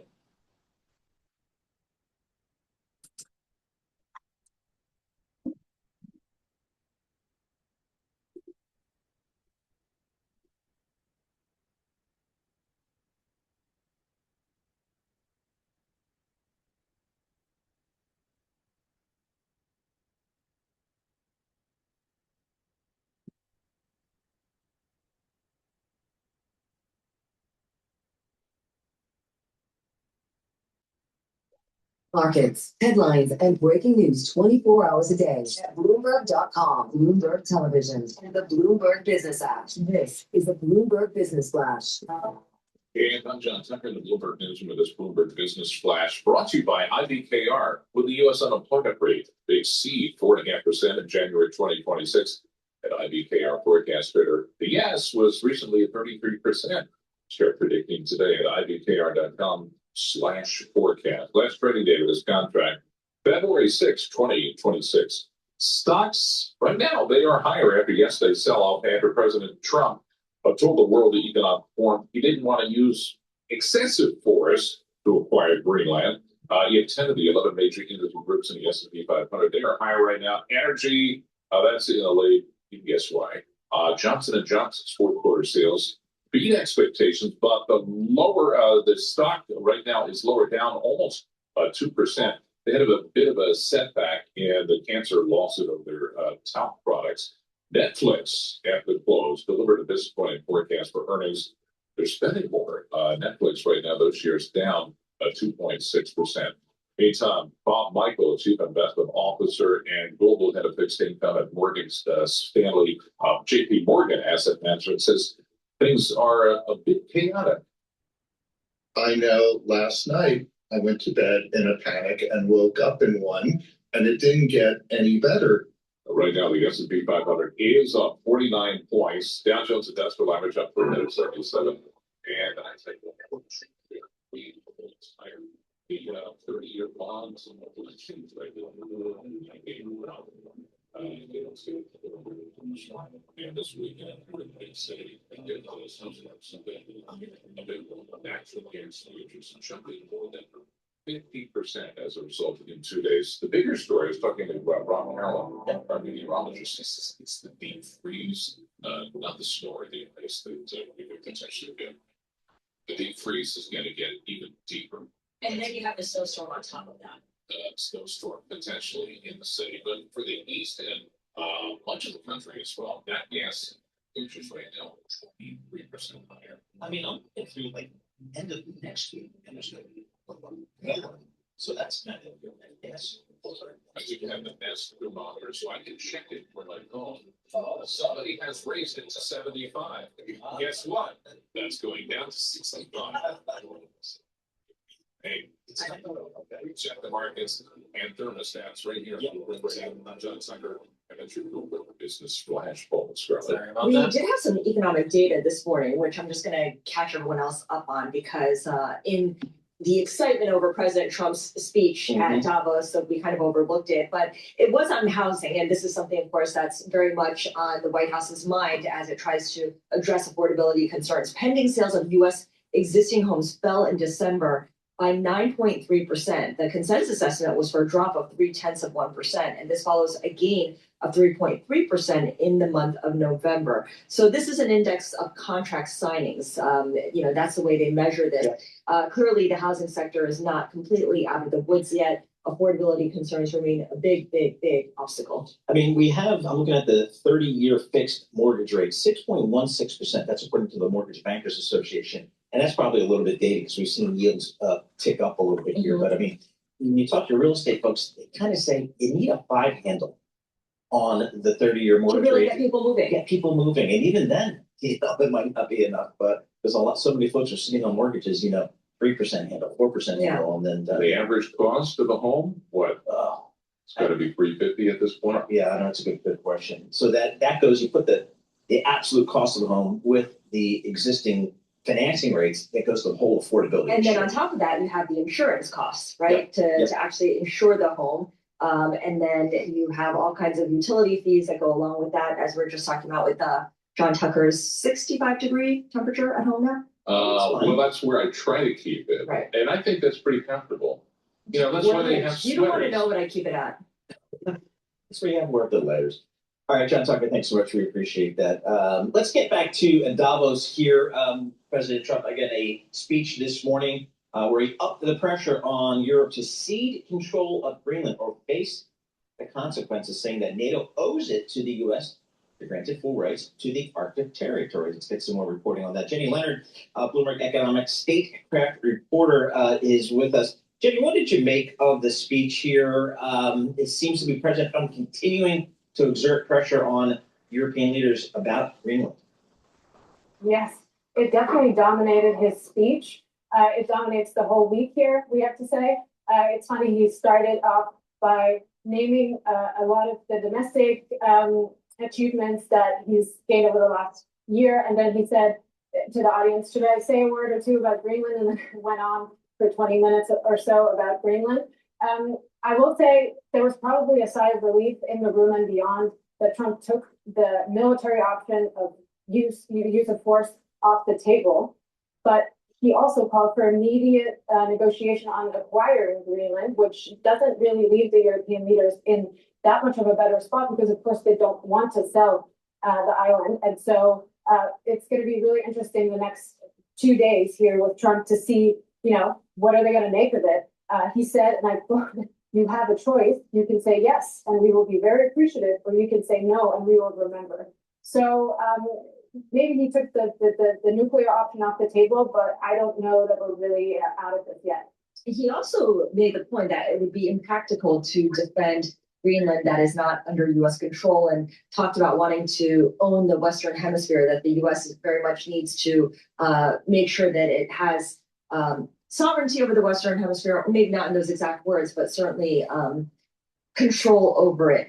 Put that into context for us, because this is not something he had brought up in the past when he had mused out loud about Greenland. Yeah, this, I think it goes back a little bit to his first administration, but this second term, they really put this in their national security strategy that came out at the end of last year that had a lot of shocking things for the Europeans and their, civilization erasure. But they really are looking at this as necessary for the defense of the hemisphere. He mentioned the Golden Dome. He said Greenland has to be the US's because they need to defend the hemisphere. And for that, you need the island that also will then benefit Canada, who, of course, that they have their own issues. Trump has his own issues with Canada there. But, I will say an interesting thing about this issue is it is really dominating the week, but people are tired of it. We have seen CEOs, we have seen foreign leaders, I've even talked to US officials who really are rolling their eyes at this issue because it's distracting from other business that they could get done here. They have absolutely no other topic with the Europeans. The Ukraine issue completely fallen off the agenda. Although one other item of news that Trump made in his speech is that he said he was going to meet President Zelensky tomorrow, which we didn't know because President Zelensky is actually not in Davos right now. He stayed at home. He has a team here. And the other piece of news that came out of Davos today is that the Trump's special envoy, Steve Witkoff and Jared Kushner are flying to Moscow tomorrow to meet President Putin. So, it's sort of sneaking its way back on the agenda, but it's really fallen off. We've not really talked a lot about Ukraine, the last 3 days here. And I assume the next two that Trump is still here will be largely consumed by Greenland as well. Jenny, is there concern or level of surprise that maybe we haven't had a more unified response from the European Union as of yet, as it relates to Greenland? Absolutely. I think this is a really tense moment for the transatlantic alliance, but this is also a tense moment for Europe. We've seen, Chancellor Merkel say one thing. We see President Macron of France say another. And this is really testing, their unity. I think they are, stuck in this, how do we respond to Trump? They've tried for a long time, I think now to send the leaders that Trump gets along with well to sort of talk him off the ledge and say, we can maybe figure something out, but it's not worked. Clearly in the speech we just heard, he has his eyes set on Greenland. So how do the Europeans respond? How do they get Trump to take them seriously? Do they use their own nuclear weapon, or option, their anti-coercion instrument, which would be, a little bit more aggressive than other options that are on the table right now? They're debating and they're really, not on the same page. And of course, the U.S. officials are aware of that. And it's not really helping, negotiations or the strength, position of strength that Europe is coming with. All right, Jenny Leonard, thank you so much. Jenny Leonard is Bloomberg's economic statecraft reporter, which means she's been extremely busy, not just this week, but since the start of the Trump administration. Joining us. Please go to my store, the-studio-reykjavik.com, and get the zeolite. This will bind to heavy metals, toxins, and chemicals, and allow you to urinate them out within 6 to 8 hours. Take this every day, 3 small drops underneath your tongue. Drink filtered water. Do that every day.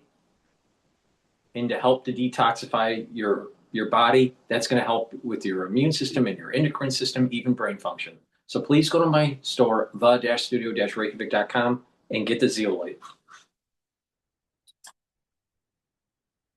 Lisa Cook over mortgage fraud allegations that she denies.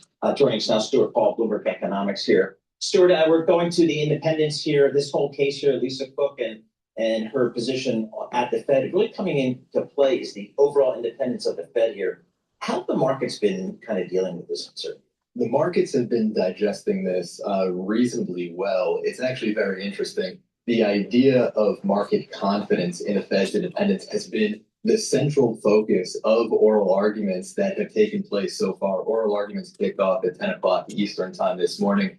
And this has really been the central focus of both the associate justices that have spoken up so far and the Solicitor General who's arguing Trump's case before the court.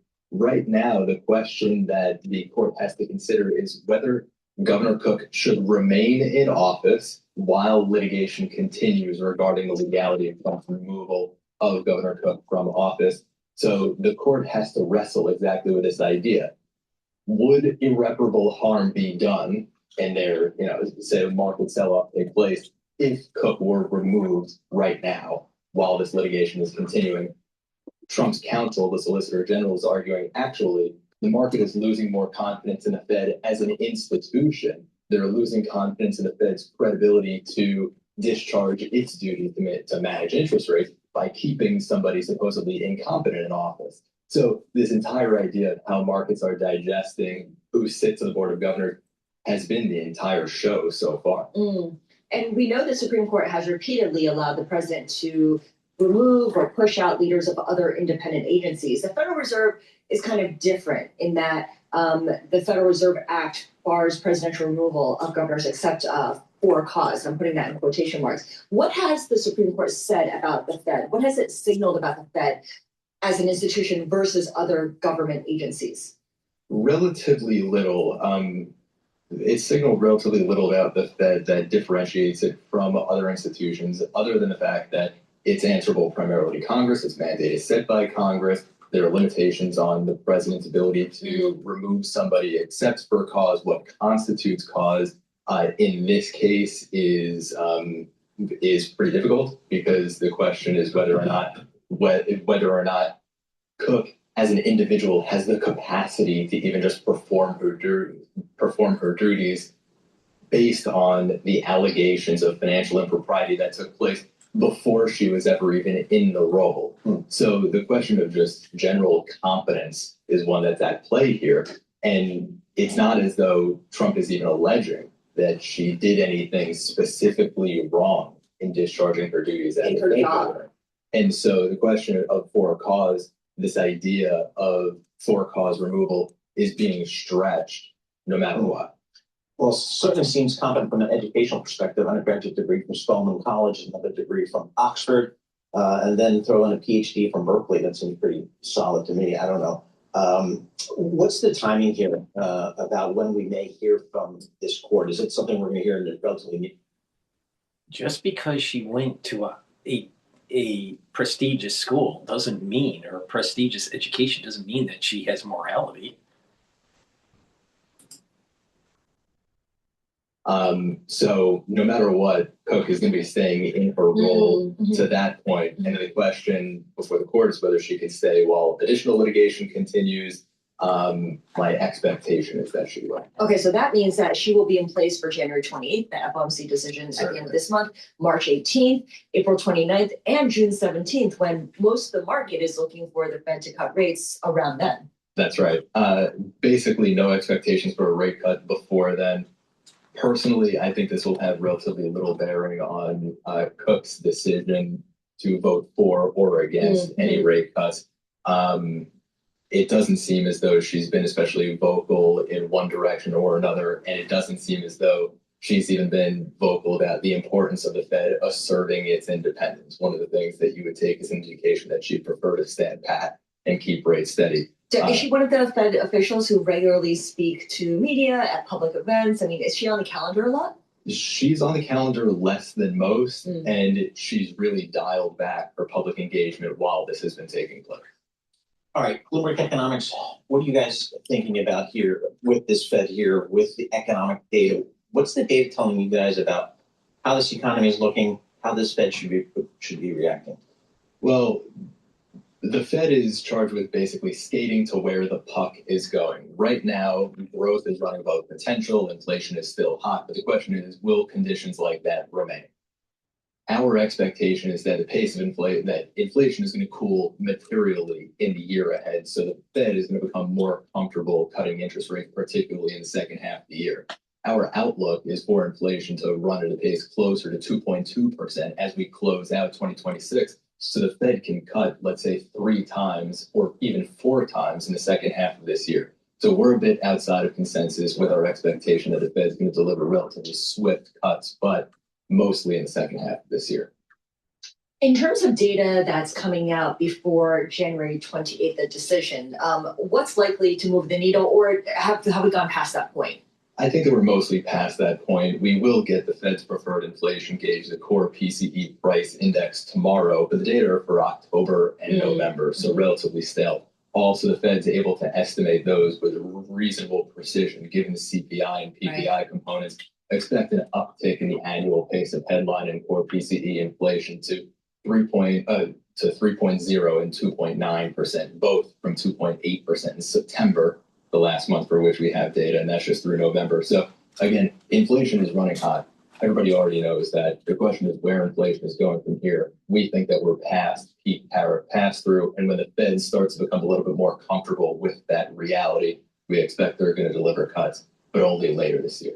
About on the labor market, how concerned we've seen that unemployment rate tick up here, but still in a reasonable area, I guess, for most people in the market. How do you guys think about that? Yeah, the unemployment rate fluttering around 4.5%. I think the thing that matters most right now is whether the labor market is generating any sort of additional inflation pressure. And there's basically no indication to me that the labor market is a source of inflation pressure. We're looking at aggregate labor income growth falling from a pace of about 5% to about 3.5% this year. And that's with hiring running at about 35,000 jobs per month and the pace of wage growth ticking down just a little bit because of that cooling in the labor market. So while we have a balance of labor supply and demand, we're just not seeing any sort of upward pressure on wages. In fact, we're seeing some downward pressure on wages based on employer-induced churn in the labor market. We see a lot of employers that are firing people and then relisting job openings as a way of lowering their labor costs. Now, roll it back to the pandemic, we saw people quitting and firms opening up new jobs as a way of, bidding up the cost of labor. So we're really seeing very, very little evidence that there's any labor market-induced inflation pressure. And when that's the case, again, the Fed should become more comfortable in time cutting rates. Stuart Paul, thank you so much. Stuart Paul is a U.S. economist with Bloomberg Economics. What the team really sees when it comes to the U.S. economy, and of course, keeping us up to date on the Supreme Court hearing on Lisa Cook and her future at the Federal Reserve Board. Stuart is an avid skier, so he likes these low temperatures. He likes the fact that snow's coming this weekend. So there you go. All right, let's head back to Davos. Ken Griffin, founder and CEO and co-chief investment officer at Citadel, speaking with Bloomberg Television's anchor, Eric Schatzker. Let's listen in. To characterize his remarks, I'm not good at these sort of like guess-or games. Well, that's precisely why let me tell you what will be maybe out of sync with many other people's views. Oh, all right. Okay. He gave a speech where he unquestionably made it clear that the United States wants to see Europe economically prospering. And I think that was a really important message to be delivered, and I hope the Europeans heard it. Because over the course of the last 12 months, there's been a tremendous amount of friction between our two continents, and we are long-standing allies. But at the end of the day, the United States wants to see Europe prosper. And for the free world to prosper, Europe must grow faster. Yep. Is the way to get Europe to prosper, to get Europe to grow faster, Stop the social programs. Competitive. Is the right way to do that to troll European leaders? To Yes. Emmanuel Macron? Yes, this is America. Likes to troll people of all backgrounds. It's not limited to just leaders. Exactly. And will people of all backgrounds respond in the way that we or he might like them to as a result? No, of course not. But it's just part of his shtick. Just who he is. It's who he is. I have on my wall a copy of a tweet that he put out about me, and I've been trolled. It's okay. Like life goes on. Badge of honor. Besides the point he made about wanting Europe to be more competitive, which you clearly agree with, did you find yourself agreeing with the balance of everything else he said? So let me be very clear. I think the president has an extraordinary instinct for the problems that both the United States and the free world faces. I often don't agree with his solutions, but I admire his ability and his willingness to forcefully talk about the problems that we face both in the United States and in the free world. His diagnostic acumen is really top notch. Well, so, take a step back, okay? Mm-hmm. The United States supported WTO, free trade, NATO, and a whole variety of other global institutions from World War II onward to accelerate the economic growth of Europe post the war. Yep. We helped to rebuild it. That the strongest way to defend the free world, again, was for Europe to be prosperous. Now, over the course of that journey, we didn't update the terms of that deal. And the American worker, in many respects, got the short end of the stick around the world. Exactly. We just did.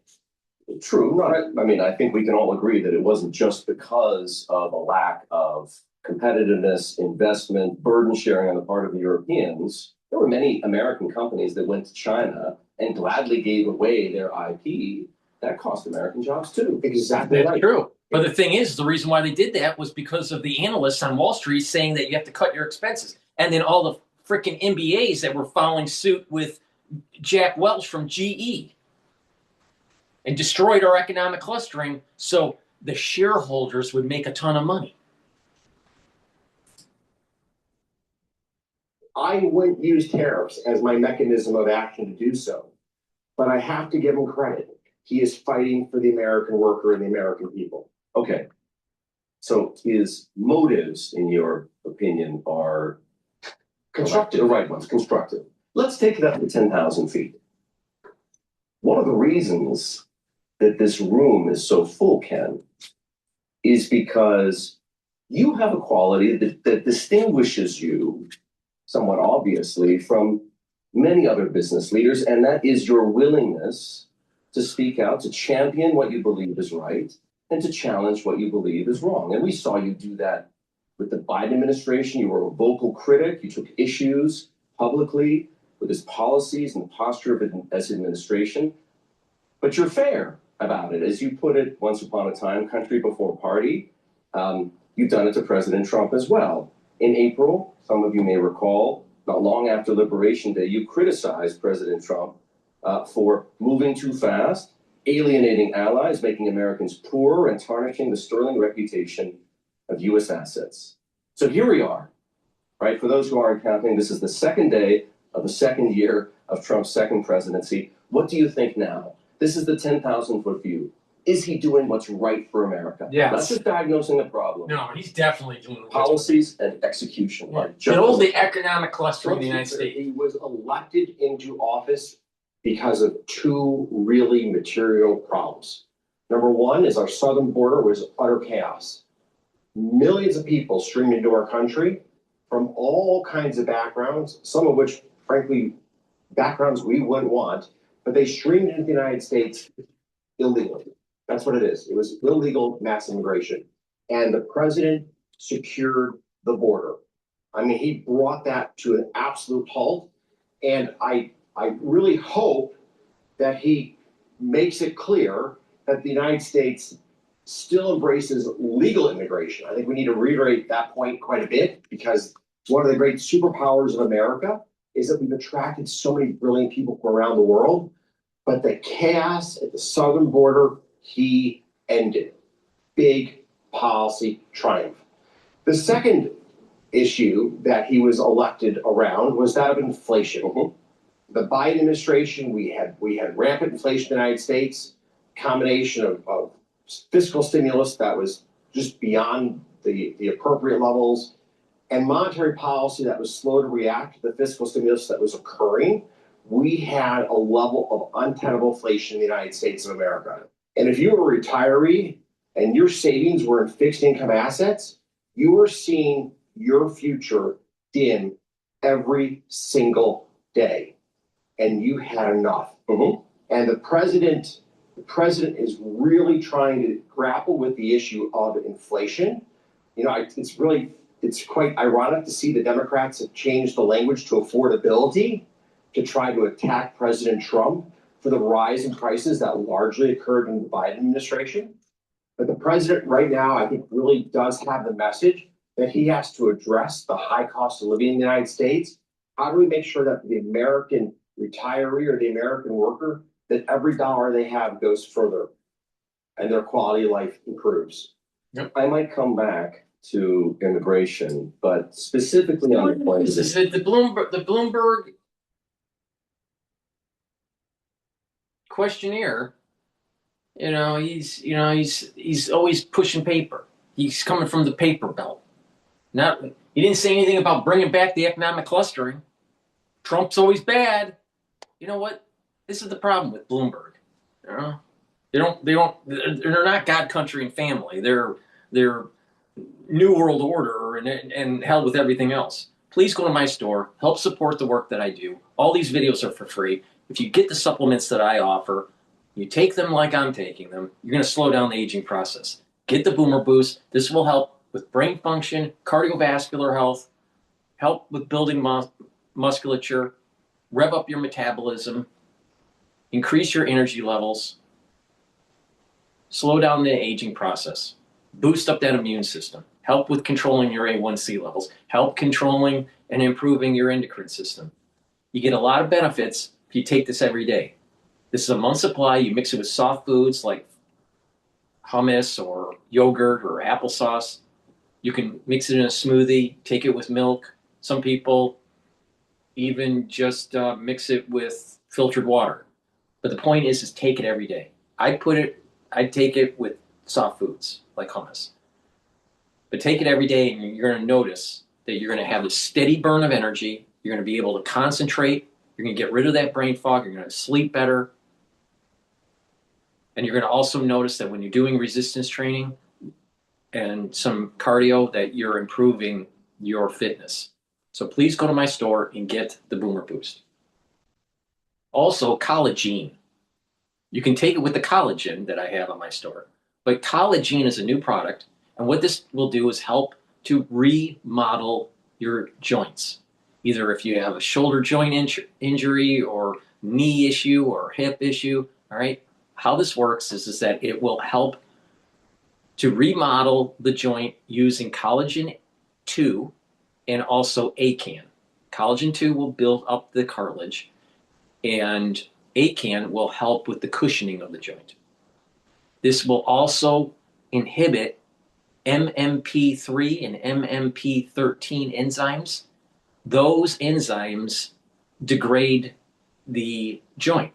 This will help to inhibit that. So you're stopping the joint degradation. Now, it will also help to inhibit EP4, which causes pain. So you're going to notice that your pain is going to go down, you're remodeling the joint, and you're stopping the erosion. Super important. And collagen also helps to use glucosamine to help to remodel the cartilage in your joint. And it also helps for chondroitin to come in and help remodel the cushioning of the joint.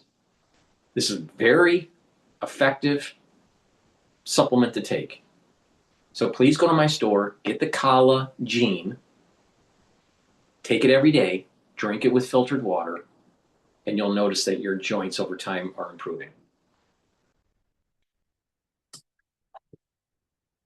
We have too few houses. I do think it's really important for people so that know that you're willing to say that. Yes, I like the difference here. I do. Let the American entrepreneur get to work, and with competition and with the burden of government off their backs, they can solve the problems that we face in day-to-day life. You know what? This can, I mean, at least I have to give you credit for being consistent. This has been your rallying cry for the better part of 15 years, if not longer, economic freedom.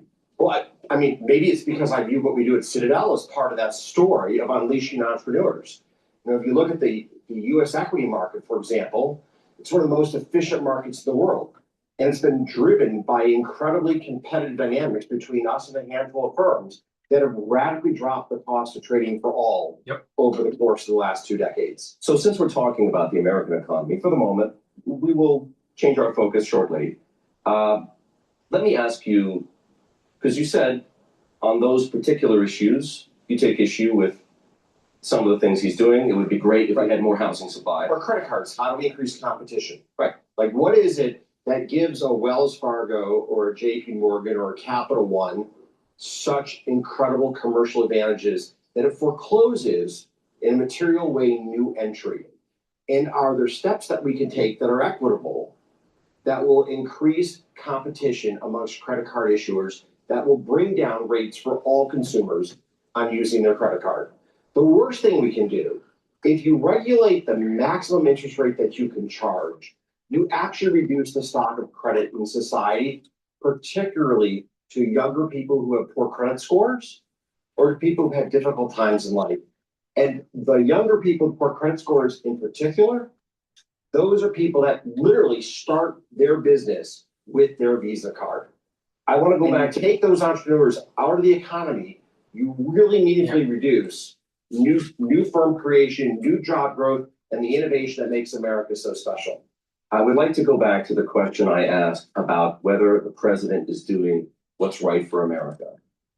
And you initially responded to me by saying he did what he said he was going to do. He tackled illegal immigration, and he's doing something about tackling inflation. It's still a work in progress, obviously. There are a number of other policies and positions that have a bearing on U.S. economic growth and U.S. economic competitiveness, particularly in the global arena. And I'd just like to understand, get a sense from you, channeling, I think, the interest here in the audience about whether you agree or disagree with where he is on the following. And you can do whatever you like, thumbs up, thumbs down. You can say agree, disagree. You can give me a little bit more, nuance. But redefining the focus of U.S. national security to the Western Hemisphere and seemingly opening the door for Presidents Xi and President Putin to operate with similar impunity in their own backyards. No. Good, bad. So that's, I hope that's not the end game of our policy. Securing the national defense of the United States is of the utmost importance. Always has been. Always has been. And we have to push back on China to prevent Taiwan from being taken over. And one of the things I really love is how he compliments the military every chance he gets. You know, you look at what happened in Venezuela. He is effusive in his praise of a mission that was flawlessly executed. It's really good to see him bringing pride back to our country for the men and women who serve our nation. So there's it's only one of these big spags. I love the fact that he stands for a strong military, a strong national defense, and frankly, in America that no longer hides in its own shadow. I think he might be right. There's a good chance if he'd been president, we would not have a war in the Ukraine. Well, hard to know and prove. Hard to know and prove, but hard to argue. But at the same time, he's cutting aid and support for Ukraine. Do you approve or disapprove of that? So with the Ukraine, he's really trying to figure out, like, how do I bring Russia and Ukraine to the table? And you can see his frustration clearly that Putin is an immovable object on this front. In some sense, they're both very strong men. They feel very convicted in their opinions, They don't like to bend. And this has been, I think, for the president, one of the harder battles he's had to fight is how do you create room for peace in the Ukraine? You're a strong believer, Ken, that immigration, legal immigration, is the engine of innovation in America. Look at all the foreign-born Americans who are running some of the world's greatest companies, including Hung, for example, at Citadel Securities. A huge portion of Citadel's leadership team was born outside the United States. So curtailing legal immigration, restrictions on H-1Bs, halting processing of visa applications from 75 countries? Yeah. Is that the right way to promote the right because kind of- what we need is to make sure that our citizens get the jobs that they need so they can have the wherewithal to be able to have families and to purchase homes. Our citizens are more important than someone else's citizens. What's wrong with that? Let's stop assuming that no businesses would be created and no good leaders would be there for the United States unless we had H-1B visas. It's just totally untrue. Totally untrue. You take care of your house first, and then you worry about the other countries. There was this whole moment that it was immigration that we were ending, and there was not the distinct focus on the chaotic part and the highly value-added part to our economy. So the longer this persists, the worse it is for America? No, I think the longer this persists, the more they'll get that gradient better thought through. And one last thing before we shift our But focus. you mentioned that I'm willing to speak my mind about the president's policies. And let me say why. Because he listens. And I think that American business executives are making a real mistake in not speaking their mind. Because this president, he'll have his moments where he'll troll, or he'll have those moments, but he does listen. Well, there are consequences to speaking out. It would seem I can kind of understand. I would love to see more business leaders speak out. It would be frankly good for the news industry. But because all they want is conflict. That's how Bloomberg makes their money. That's how MSNBC makes their money. It's MS now. MSNBC doesn't exist anymore. But or CNN. They want conflict. But the reality of the situation is that Americans are having problems getting jobs. On top of the changing structural landscape because of AI. New grads are having problems getting jobs. We have to make sure that our new grads don't have a 10 or 15% unemployment rate when they get out of college. And until we start seeing those numbers going back down to 5%, we shouldn't be having H-1B visas.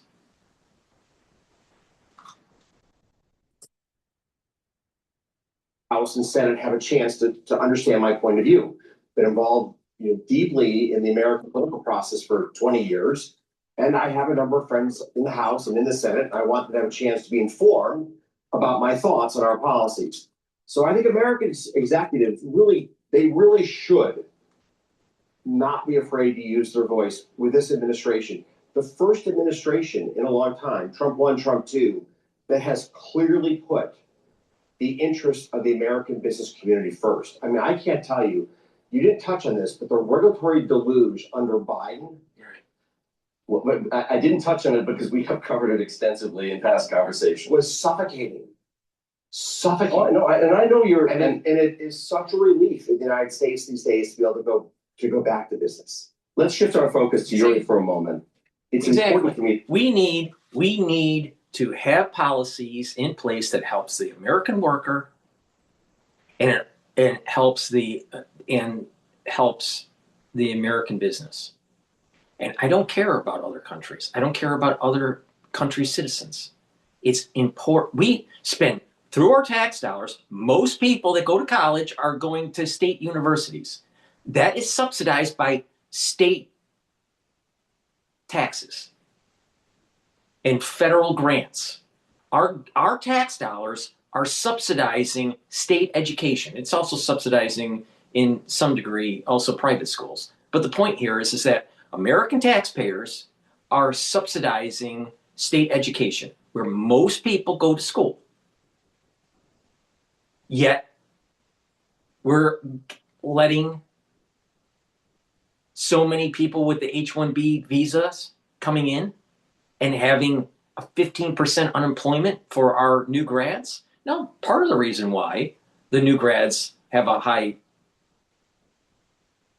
unemployment rate is due to picking the wrong degree.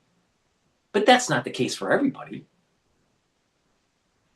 And in many cases, what happens is that these companies, they take advantage of the H-1B visa holder because they know they've locked them in because they're sponsoring them, so they're not going to leave, and they're usually getting them at a lower rate than a regular citizen. So, no, we need to take care of our own first. And our tax dollars were to subsidize these state schools to allow for our citizens to be able to get jobs. That was the whole point. Please go to my store, the-studio-reykjavik.com, and get the C60. You can get it in avocado oil, extra virgin olive oil, and MCT coconut oil. You can get a 2 ounce, a 4 ounce, or an 8 ounce configuration. You take a teaspoon a day, preferably on an empty stomach, every day. If you work out, take it before you work out, you'll be able to recover quicker. It soaks up free radicals. It will help with your brain function, your cardiovascular health, your immune system, your endocrine system. It boosts up the health of your mitochondria and your cells because it's going to soak up the free radicals, reduce stress on the mitochondria. The mitochondria will produce more ATP. Your cells will have more energy. Your tissues will perform better. And your organ systems will perform better. At the neuron level, you'll have better neurotransmitter concentrations. You'll have healthier neurons. You'll have less stress in the neuron. You'll have healthier mitochondria. You'll have more energy. And at the vascular level, when you soak up free radicals in your bloodstream, you're reducing plaque formation. So please go to my store, the-studio-reykjavik.com, get the C60, take a teaspoon a day every day. In the first 2 months, you're going to start noticing that your endocrine system and your immune system is working better and you have more energy. You take this for 1 year, and when you compare yourself before and after, you will look younger. Why? Because it also soaks up free radicals at the basal layer, which is where your new skin cells are produced. So if the basal layer is healthier, your skin that's being regenerated, is going to be healthier. This is part of the reason why you look younger. But on top of having a better immune system and endocrine system, this stacks really well with resveratrol. Please go to my store, the-studio-reykjavik.com, get the C60. It's 1,000 times stronger than vitamin C, and it will slow down the aging process. That's the end of my broadcast. Thank you for listening. Share the links. Ask your social media to follow me. And please go to my store and get the great supplements that I use every day to slow down the aging process. And use discount 5. All caps, discount the number 5. Please go to my store, the-studio-reykjavik.com. The link is in the description of this video and all my videos. Thank you for listening and have a nice day.